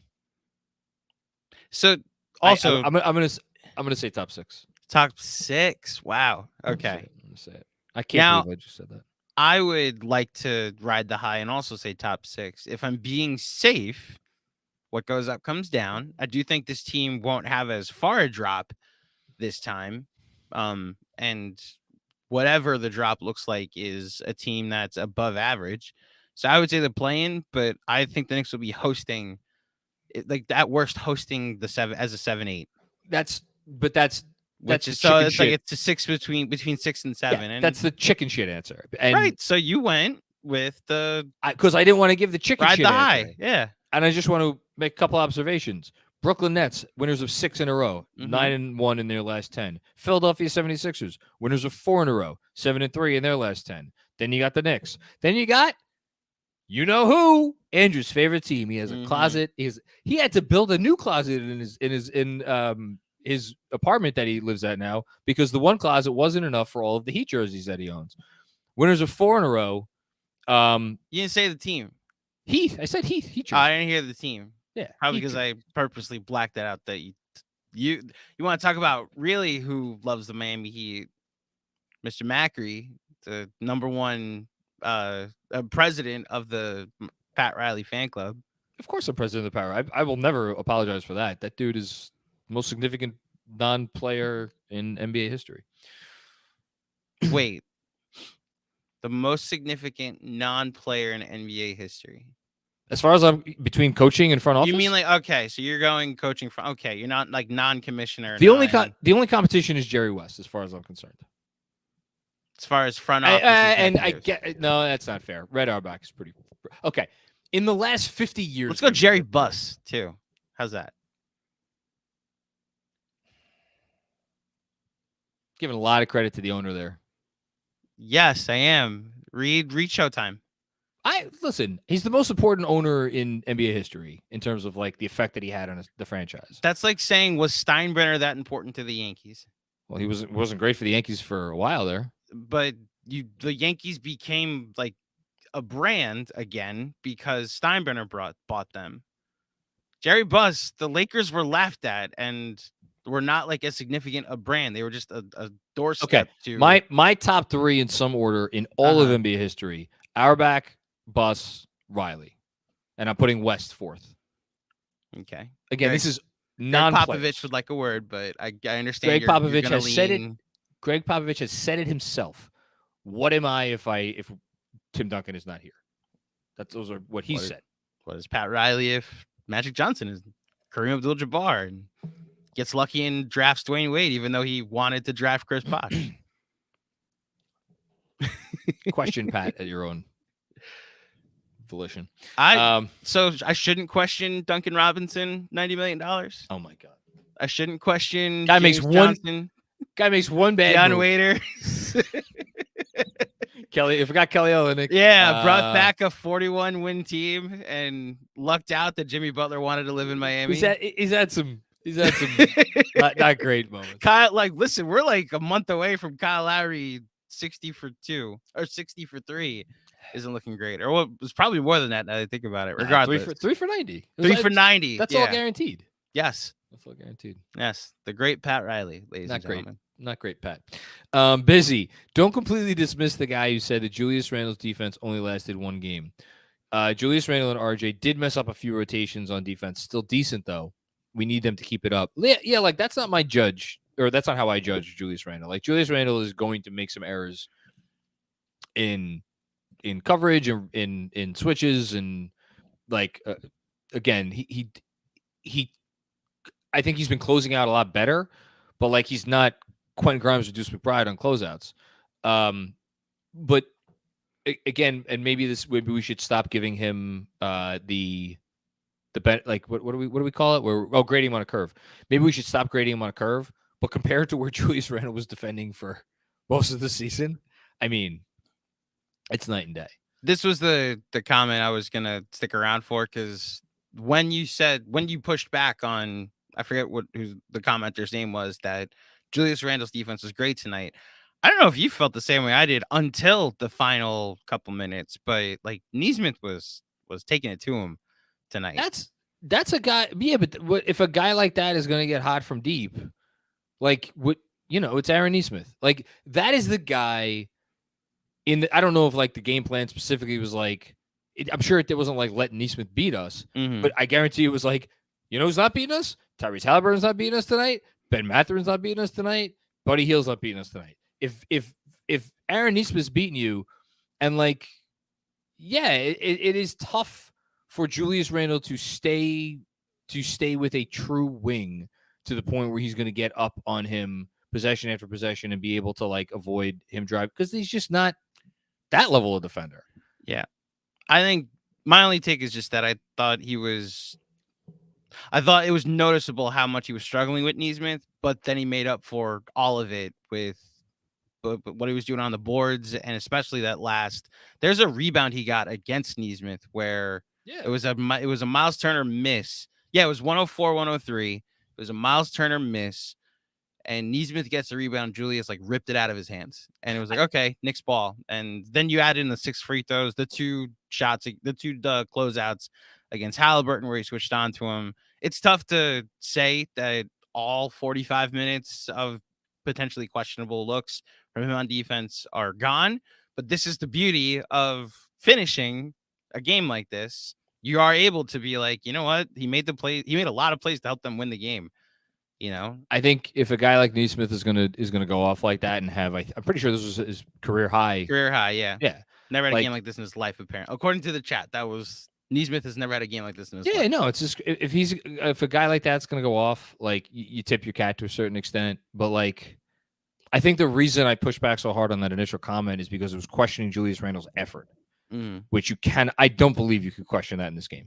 And that's the overarching thought I have from this week is like, he's back. Not like the we like hashtag we back, like that's cute and all, but like he's trying again. Like the effort is there, and it's all we've said. Like you can get the numbers have been there for a while, especially offensively, but it's been tough to actually talk about them seriously because he's a turnstile. Yes, on defense. Now he's back. And the other part of it is even when his offense, even though he was efficient to start the year, I think there was still this feeling like, as much as they might miss his creation a little bit on offense, this team would still make a lot more sense if you just got a big wing, true 3-and-D guy to fill that starting power forward spot instead of Julius Randle. But now, the way they're operating, I don't feel confident saying that anymore. Does it mean it's not still the right move, potentially? Different conversation. But if you're talking about maximizing this team's potential right now, Julius Randle's got to be a part of it. Yeah, I agree. Kyle Turner, what's going on, Kyle? As far as New York sports misery Olympics, Jets, Mets, and Knicks fans are probably all gold medal caliber. I don't want to talk about it. I mean, can't say anything about the Mets. Mets have had a great. They've had a great offseason. There's an interesting article going around right now that just how close they were to the Carlos Correa sweepstakes. That they apparently, if Steve Cohen calls Scott Boras a day early and says, like, we want in, like, we want the guy, then I think Carlos Correa is a Met. But because he called him a day later, he was already so far into the negotiations with San Francisco that it was like, listen, we're so far down the road. Unless you're beating this offer, then you're out. Yeah. Okay. And like the Rangers, throw that part in, because right now my basketball team and my hockey team are about to be on 14 consecutive wins combined. So that is wild. We won't talk about the football team. Best owner in sports, James Dolan. Yes. Thanks, Kyle. Most winning owner in sports right now. Steven Cordero. New York Knicks have 3 20-point scorers bookended by elite rim protectors, a elite rim protector, and versatile perimeter defenders. So starting 5 finally makes sense. Oh, a versatile perimeter defender, Grimes. Can't chase hypothetical star trades, and you need to complement the starting lineup. That's one view. I would push back, and I would say that there is a ceiling on this team right now, and I think the ceiling is that I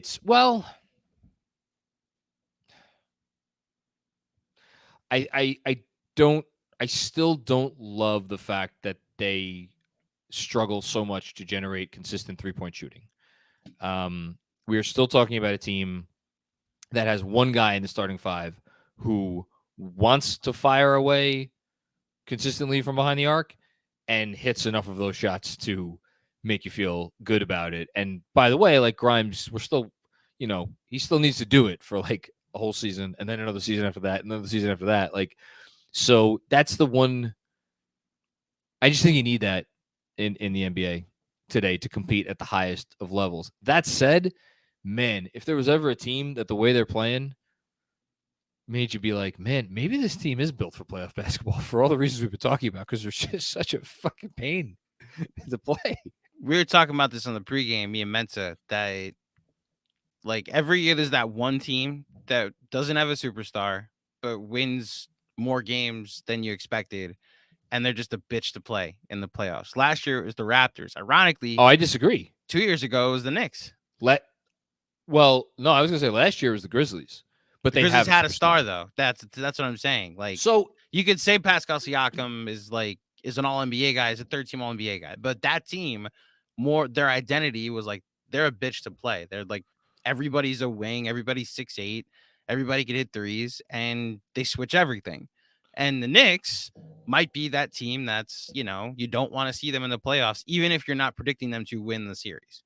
So I want to be very careful how I word this, because I don't want this to get clipped and make rounds and make it look like I'm comparing Jalen Brunson to maybe the 3rd or 4th best asset in the NBA right now, and a guy who's probably going to finish top 5 in MVP, and John Morant. Not doing that. But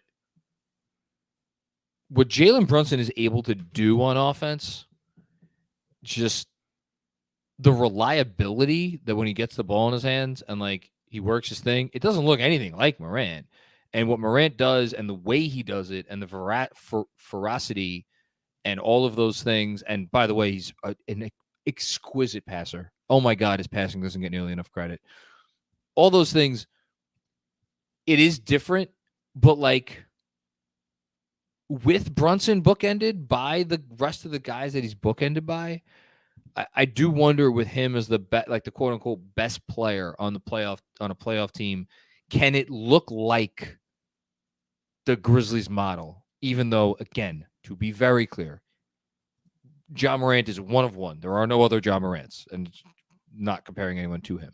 That's all. That's the only thing I guess I would wonder. Yeah. Thanks, Stephen. Janique Bradley. It's disheartening to see Emmanuel quickly be so indecisive out there on offense, especially since we drafted him, because if he wasn't he wasn't afraid to take big shots. What happened? I don't know. I don't know. I think he's been a little indecisive all season. I wonder if that had to do with his name coming up in the Donovan Mitchell stuff. The fact that I think actually Ian Begley's report from a few days ago I think it was on the putback, where it was the first time we've explicitly heard it discussed or reported that Quickly was discussed in trades over the summer, and I don't believe that context to be like in the Donovan Mitchell trade. I think it was like other things. So like I don't know. Maybe there's just maybe he's not responding well to the uncertainty. I don't know. Thanks, Janique. Equals peace. Fan cognitive dissonance regarding Tibbs is my favorite. I'm not going to say anything. John has a shit-eating grin on right now for those listening on the podcast. Because what am I going to say? They're Everybody playing knows well. what I'm going to say. Yeah, they're playing well. The coach deserves credit. The front office deserves credit. Everybody that we threw, Julius Randle deserves credit. A lot of people that everybody wanted no more on this basketball team a mere 7 games ago are looking a little vindicated right now. Oh my God. What? The Bulls gave up 150 points to the Wolves tonight. To the Wolves. That team, I wasn't here for either of those games, but man, the Bulls' body language is so, like, it was almost an accident that they scored 120 points against us on Wednesday. It's not what you want. Yeah. Like, listening to you talk to Jason about that team, that's just, that's my fear of any type of panic trade the Knicks would have made, or if they had gone all in on Mitchell this offseason. Now, I think the ceiling's a little bit different, so it's hard to compare the same situations, but like you're stuck when you don't have a lot of pivot moves like the Bulls do, except to tear it down.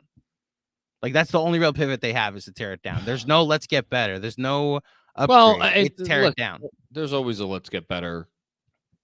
Who? No one's gonna take Levine. The only DeRozan trades that are out there, like the Lakers. There is a Pat Williams plus salary plus they have the Blazers pick. Like maybe you try to swap Vooch for something with that package. I don't know. They shouldn't try to do that. Is the point? Mm-hmm. Tear it down's the real pivot if they were to do it. Oh, that's what I would do if I were them. Anyway, Jess Fernandez, what's going on, Jess? Hi all. This is Snood. All I wanted was a win today for my birthday. What a great gift. So happy birthday, Snood. It's great to hear from you. Yeah. Happy birthday, Snood. You now have to chime in with the Garcias. Yeah. Yes. That's a great nickname, by the way. That is, yeah, Snood. I know what it's short for or a combination of, but I mean, I call my wife D-Lo, so. D-Lo. I call my fiance Ro, so. There you go. Or Dr. P. Dr. P. Yeah. Brian Martinez. What's going on, Brian? What do we think happened to Randall to flip the switch like this? I don't know. We talked about him switching more, and he clearly likes that. He's more engaged. Do you want to say the theory we heard? We won't say who it's from, but the theory we heard. I didn't remember hearing this theory with you. It's our group chat with said place where the theory came from. Related to Obi? Yes. That Obi's not there anymore. Obi's not now there. He's not afraid of everybody cheering for his backup every time he leaves the game. Again, how many times do I quote Benji on these post games? An emotionally volatile basketball player. I don't think there's any disputing that. So could that have something to do with it? I don't know.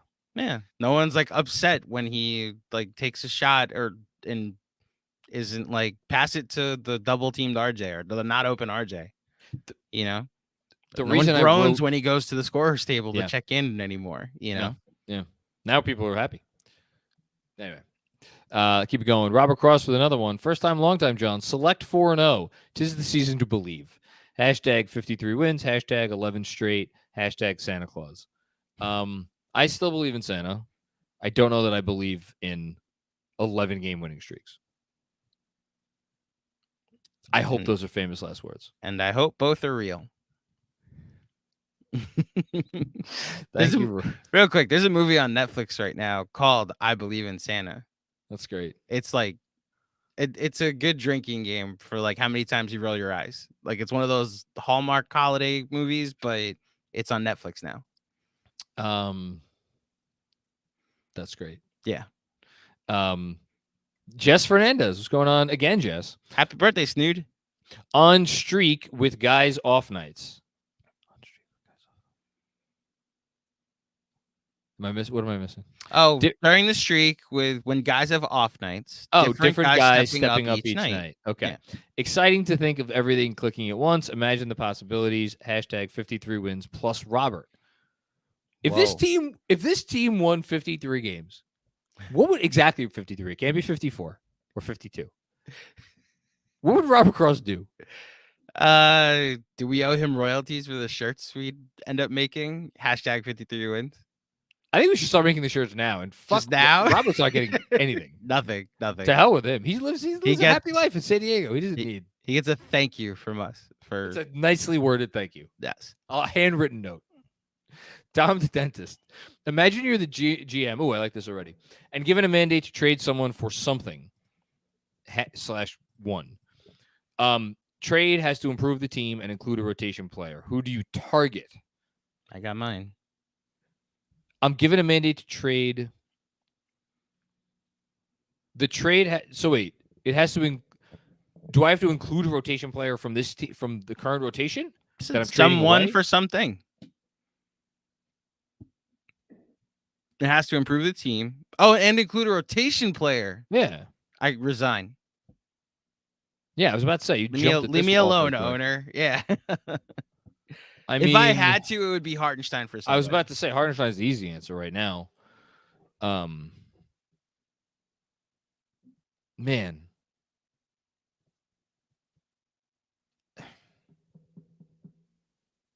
It's the only. I think. Is Obi a rotation player? Yeah.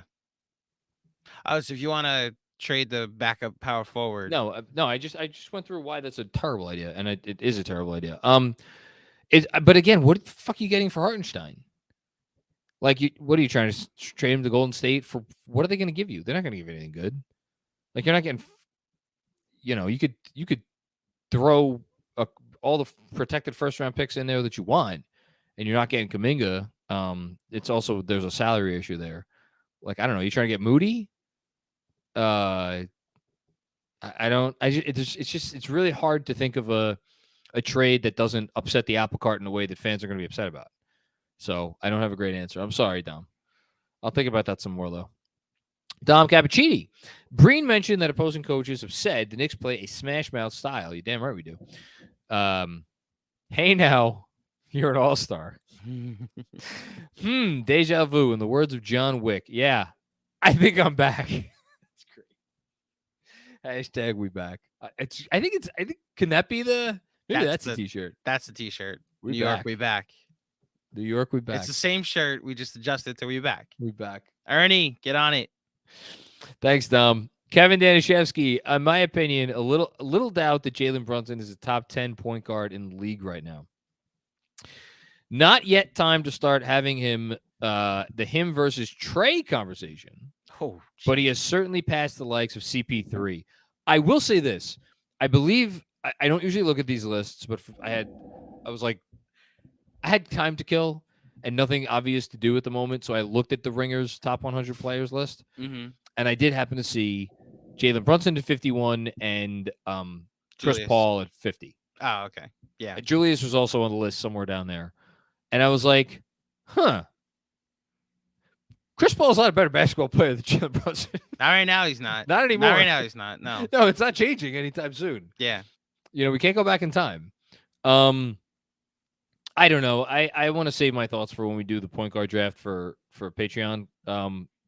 But he has to be in the conversation. Top 10. I mean, do you want to do it real quick? It's no. Well, we got 3 more. Three more super chats. So I guess we could if we want to make this. All right, we'll close. We'll close with. We'll close with that. Yeah, because I want to think on this. Yeah. Todd Green, if Tibbs likes a 9-man rotation, when OB is healthy, does he go to 10? Nope. Because think about it. Who's the 9-man rotation right now? It's Jericho is the 9th man. So you're not playing OB at small forward. Or does someone sit? I would guess that I can't even hate saying these words out loud. That Sims sits.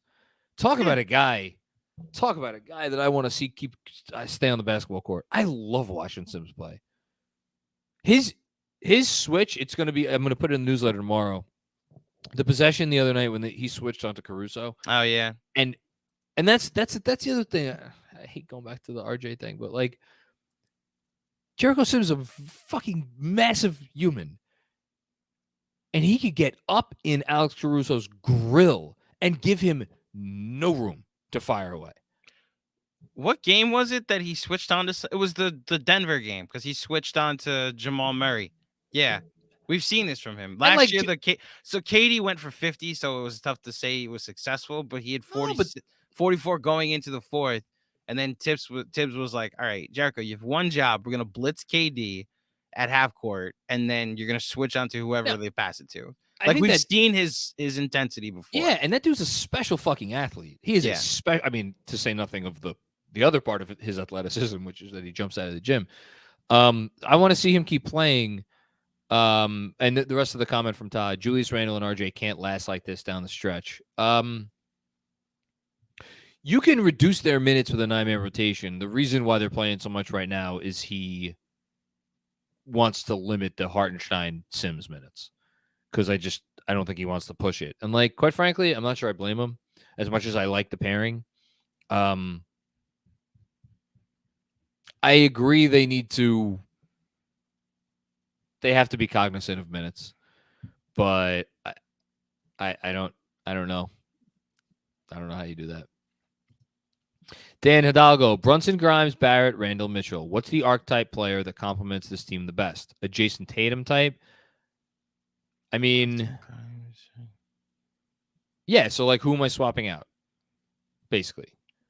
So if it's Tatum, then it's Barrett. Well, that's the thing is it's like you're not slotting a ball dominant superstar into the Grimes slot. You're just not that's too many guys who want the ball and need the ball, the whole thing, and then you lose your best shooter in the starting lineup. So it's basically, are you slotting Tatum into the Barrett spot, or are you slotting?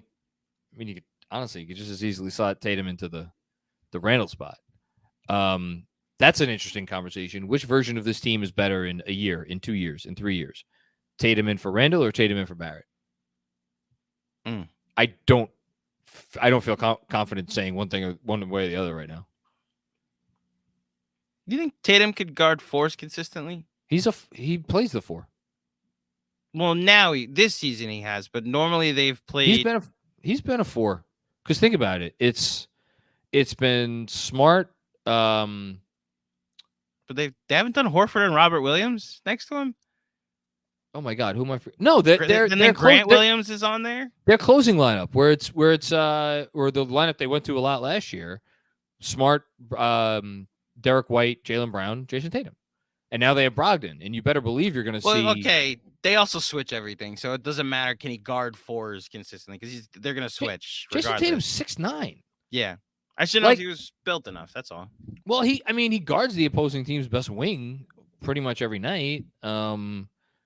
Whatever. Jason Tatum could play any fucking position you want him to play. You're talking maybe the MVP of the league right now. So that's non-Giannis division. He's the MVP right now. I still think my prediction is still that Giannis will win the award. You sure he's the MVP right now ahead of Giannis? I think he's the MVP right now ahead of Giannis, yes. Even though the Bucks just passed the Celtics in the standings? Middleton was missing most of the year. Celtics got off to a head start, and now they're struggling. Listen, I'm just glad it's these two. And I mean, I'm Mr. Don't accuse me. Sleeping on Giannis. If you know, you know. Yeah. I don't know how many people get the joke. Mm-hmm. At least this Josh point, does. yeah. Thanks, Dad. Thanks for that, spurring that conversation. More. Robert, first time, long time, John. Don't think. Go with the heart again with this. 4-0 because it is happening. Hashtag 53 wins. Hashtag 11 straight. Hashtag giddy up. One more. And it's your boy, John. Do the right thing and pick the Knicks to go more. 4-0 this week. This will be a special year on the way to the Eastern Conference Finals. Hashtag 53 wins and hashtag 11 straight. Robert, this is peer pressure. This is peer pressure. How much do you believe in your team? Like, how many teams are there? Aren't there like entire seasons that go by where a team doesn't win 11 straight games in a season? Not this season, because the Knicks are going to win 11 straight. What odds would I? Okay, here, Mr. Betting and Sweating. Okay. What odds would I have to give you? For the Knicks to go 4-0 this week. They're playing so well right now. Okay, that's give me. thing. What I would odds? Give you for 4-0 would probably be plus 300. Though. Oh, that's ridiculous. That would have to be, because you're saying they're gonna win 4 games in a row, and it's not like they're playing 4 tanking teams. You know? Oh, you're saying the odds are too low? Yes. I think. People would jump on it. You're right. You'd probably get plus 1,000 for that. Yeah. Okay. That's more like it. Robert's saying 25-1 in the chat. That's too high. That's too high. But no, plus 1,000. More than I think about it. 3-1 would probably be plus 500, and then 2-1 for 2 and 2. Plus, yeah, 200. I mean, the Warriors, they shoot the shit out of the ball. I understand they're bad on the road and they don't have staff, but like, actually, you'd probably get 2 and 2 would probably be the favorite this week. No, I think 3-1. So it's Chicago, Golden State. It's Golden State, Toronto, Chicago. The Toronto game worries me a lot because that team is struggling like nobody's business right now, and it's like I always fear the struggling team that there is like there's good culture somewhere in there, and there's also like good talent. Like they have good talent on the team. You know, I don't know. One more came in. Great. Dean, what's going on, buddy? I can't wait to see the home crowd Wednesday, my time. How huge would it be in New York over the next week to keep the streak riding? It would be amazing. It'd be amazing. I remember the 9-game winning streak so vividly, and my memories from that streak are so steeped in when I would sit in front of my computer in my laundry room at my old house, and just with every additional win being like, this can't be real. This can't be real. This can't be real. This team was picked to win no games. This can't be real. And it's just weird because, like, do you know what the difference is, I guess? As far as bad as things had been earlier this season, the team we're watching right now, it doesn't feel like it's fool's gold. And it doesn't feel like they're playing so far above their heads. 9 in a row with Elfrid Payton starting a point guard. Like, yeah, like it felt like how is this happening? Not, oh my God, it's happening. Yeah, you know? they have 2 guys right now that are whether Jalen Brunson and Julius Randle are top X players in the league, they are both playing like at worst top 40 players. And so they have 2 of those guys, and then everybody else is just doing their jobs, and like Mitchell Robinson is playing like an all defense guy. Like RJ Barrett is playing like the best number 3 in the league. There's your compliment, RJ lovers. Finally. No, that winning streak was life changing for us personally because of it's like what we do professionally. But as a Knicks fan, it was like, oh wow, this haven't felt like this in a while. Miracles are real. This doesn't feel like a miracle. This feels like a team that's good and it's finding itself. Finally. Anyway, thanks, Dean. That was good. Go ahead, Robert with finish. one more. Yeah, Robert, one more. Thank you, Dean. Look forward to next week at the town hall. By the way, Give your adorable baby a kiss from us. Mhm. Robert Cross, is it fair and reasonable to say that there was too much thinking? If so, 4-0 is the way to go. Hashtag giddy up. I always strive for less thinking on here. 4-0 is the way to go. My God, this is so sad. I'm looking at I have the Laker game on TV. It's about to start against the Wizards. Mm-hmm. The starting lineup that LeBron James is in the middle of. Oh no, It's not what you want. Poor LeBron. Said no one ever, and not me. Okay, you want to do the point guard thing real quick? Yeah. Here, hold on. Let me get the comment off the screen. Thank you, Robert, for all your contributions, as always. Sir. Yeah, seriously, Robert. You're the MVP of these things. So I'm just gonna when we get to 10, we're done. All right. So Oh, you want to do it? I want to do it. Okay, John's doing it. So I'm gonna. If a guy it could even conceivably be in the maybe category, as in definitely not, like not definitely higher, not definitely lower. Mm-hmm. I'm gonna put him in the maybe category. Okay. Mm-hmm. So Drew Holiday maybe. Marcus Smart, I pretty clearly would rather have Jalen Brunson, but I'll put him in the maybe category out of respect. Darius Garland. Can I put him in the maybe category? Yes, maybe. Kyrie. I know. Would you rather have, or is he better than? Is the thing. Is he better than this year? I think Kyrie's better, but I would say that you would rather have Jalen Brunson than Kyrie. But we'll put him in the maybe for now. Put him in the maybe for now. James Harden. Maybe category. Maybe. So we have 5 maybe. So far. The West is where you're going to find them. I know. He's better than Kyle Lowry. Yeah. Good job, Pat Riley. Trae Young maybe category. Maybe. That was the whole thing Kevin's comment was. Tyrese Halliburton maybe category. After tonight, I'd take Jalen Brunson. This was not Halliburton's best game, but thanks to the Knicks defense for that, and Quentin Grimes, who guarded him the whole game, most of the game. He's been better than Van Fleet this year. I don't know who the Bulls point guard is. But he's better than that player. He's Washington, Orlando, Detroit. Goran Dragic. Okay, yeah, it's great. Yeah. LaMelo Ball has played 3 games this year. I don't know how to assess that, but maybe being generous, that would be maybe. So I'm gonna need you to solidify 1 or 2 above Brunson now, because you basically just said he's maybe the best point guard in the East. In the East. Well, the interesting question is who gets vote. Who's going to get voted in at the guard spots?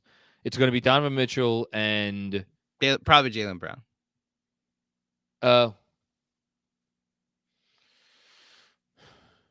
Now, here's the crazy part about this season.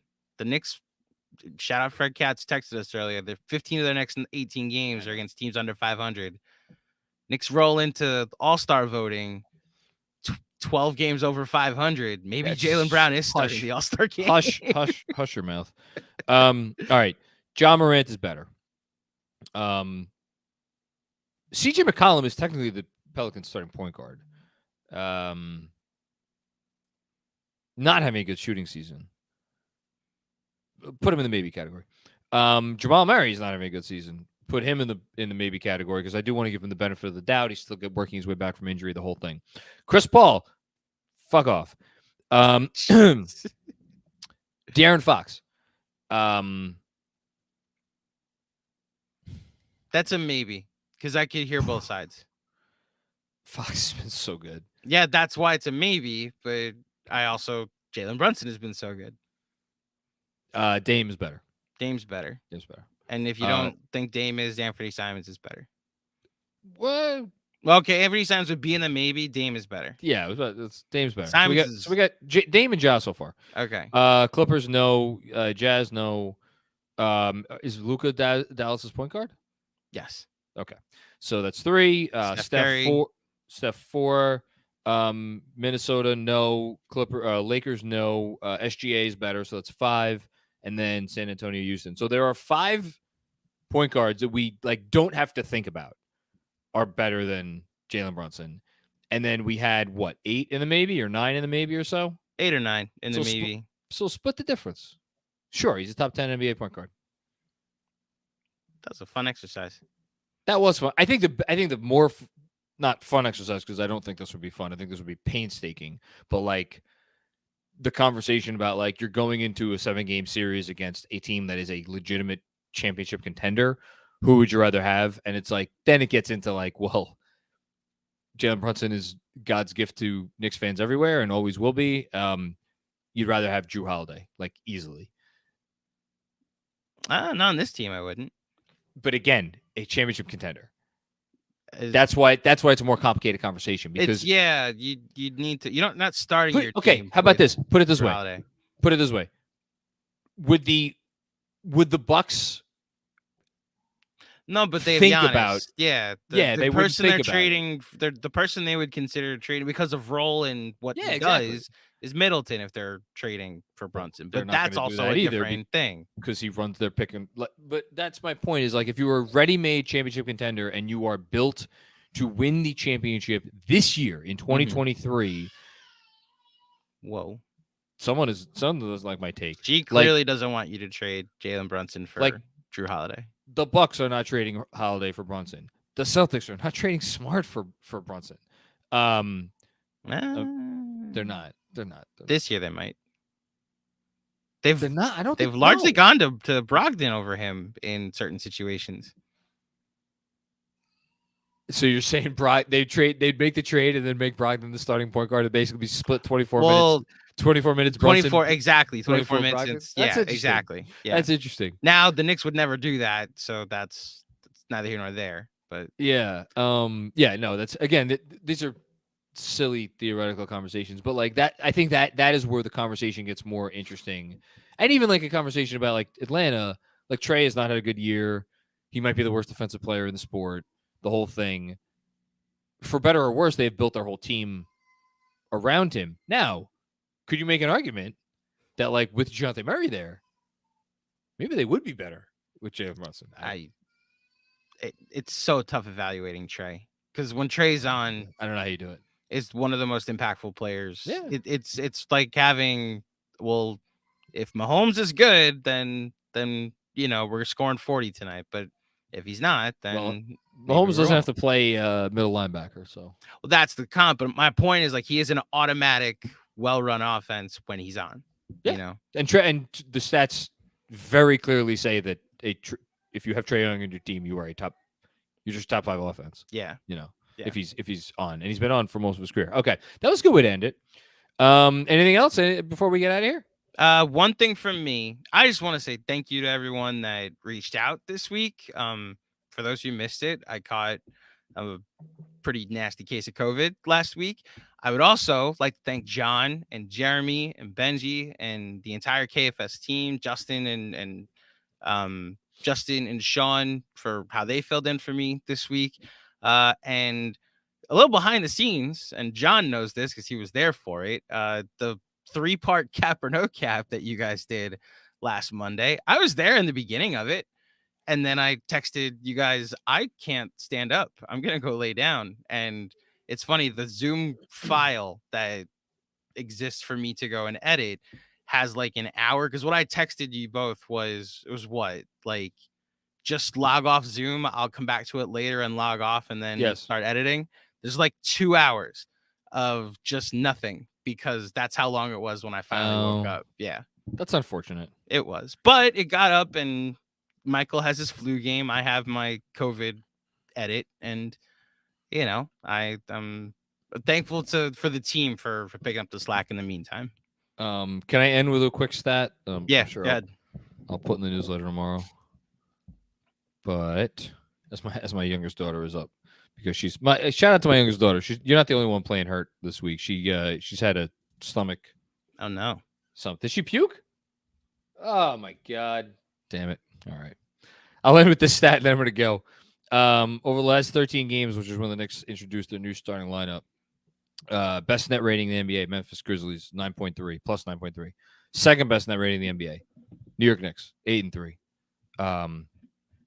Much closer to the first place Grizzlies and the third place Pelicans, who are at plus 6.7. Knicks are good. Now do defense. Knicks are number 1 in those 13 games. Yeah. Well, if you're doing those 13 games, yeah. They're number 3. Yeah. We did the same, quite literally the same stat in the pregame show. Well, it's getting even Same better. brain. All right. By the way, one more. Dom Cappuccini, are we feeling better about 43 plus wins again officially? LOL, or too soon? No, we're feeling great about it. I feel great about it. That was always my high water mark, and I like it. I like it even more today. All right, here we go. Download the WynnBet app or visit www.wynnbet.com to start winning.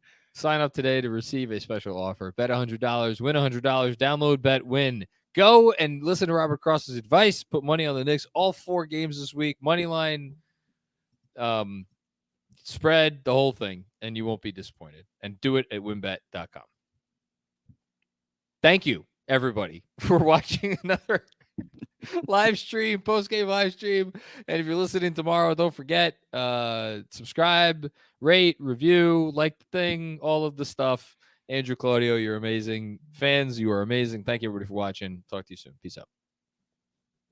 Let's go Rangers.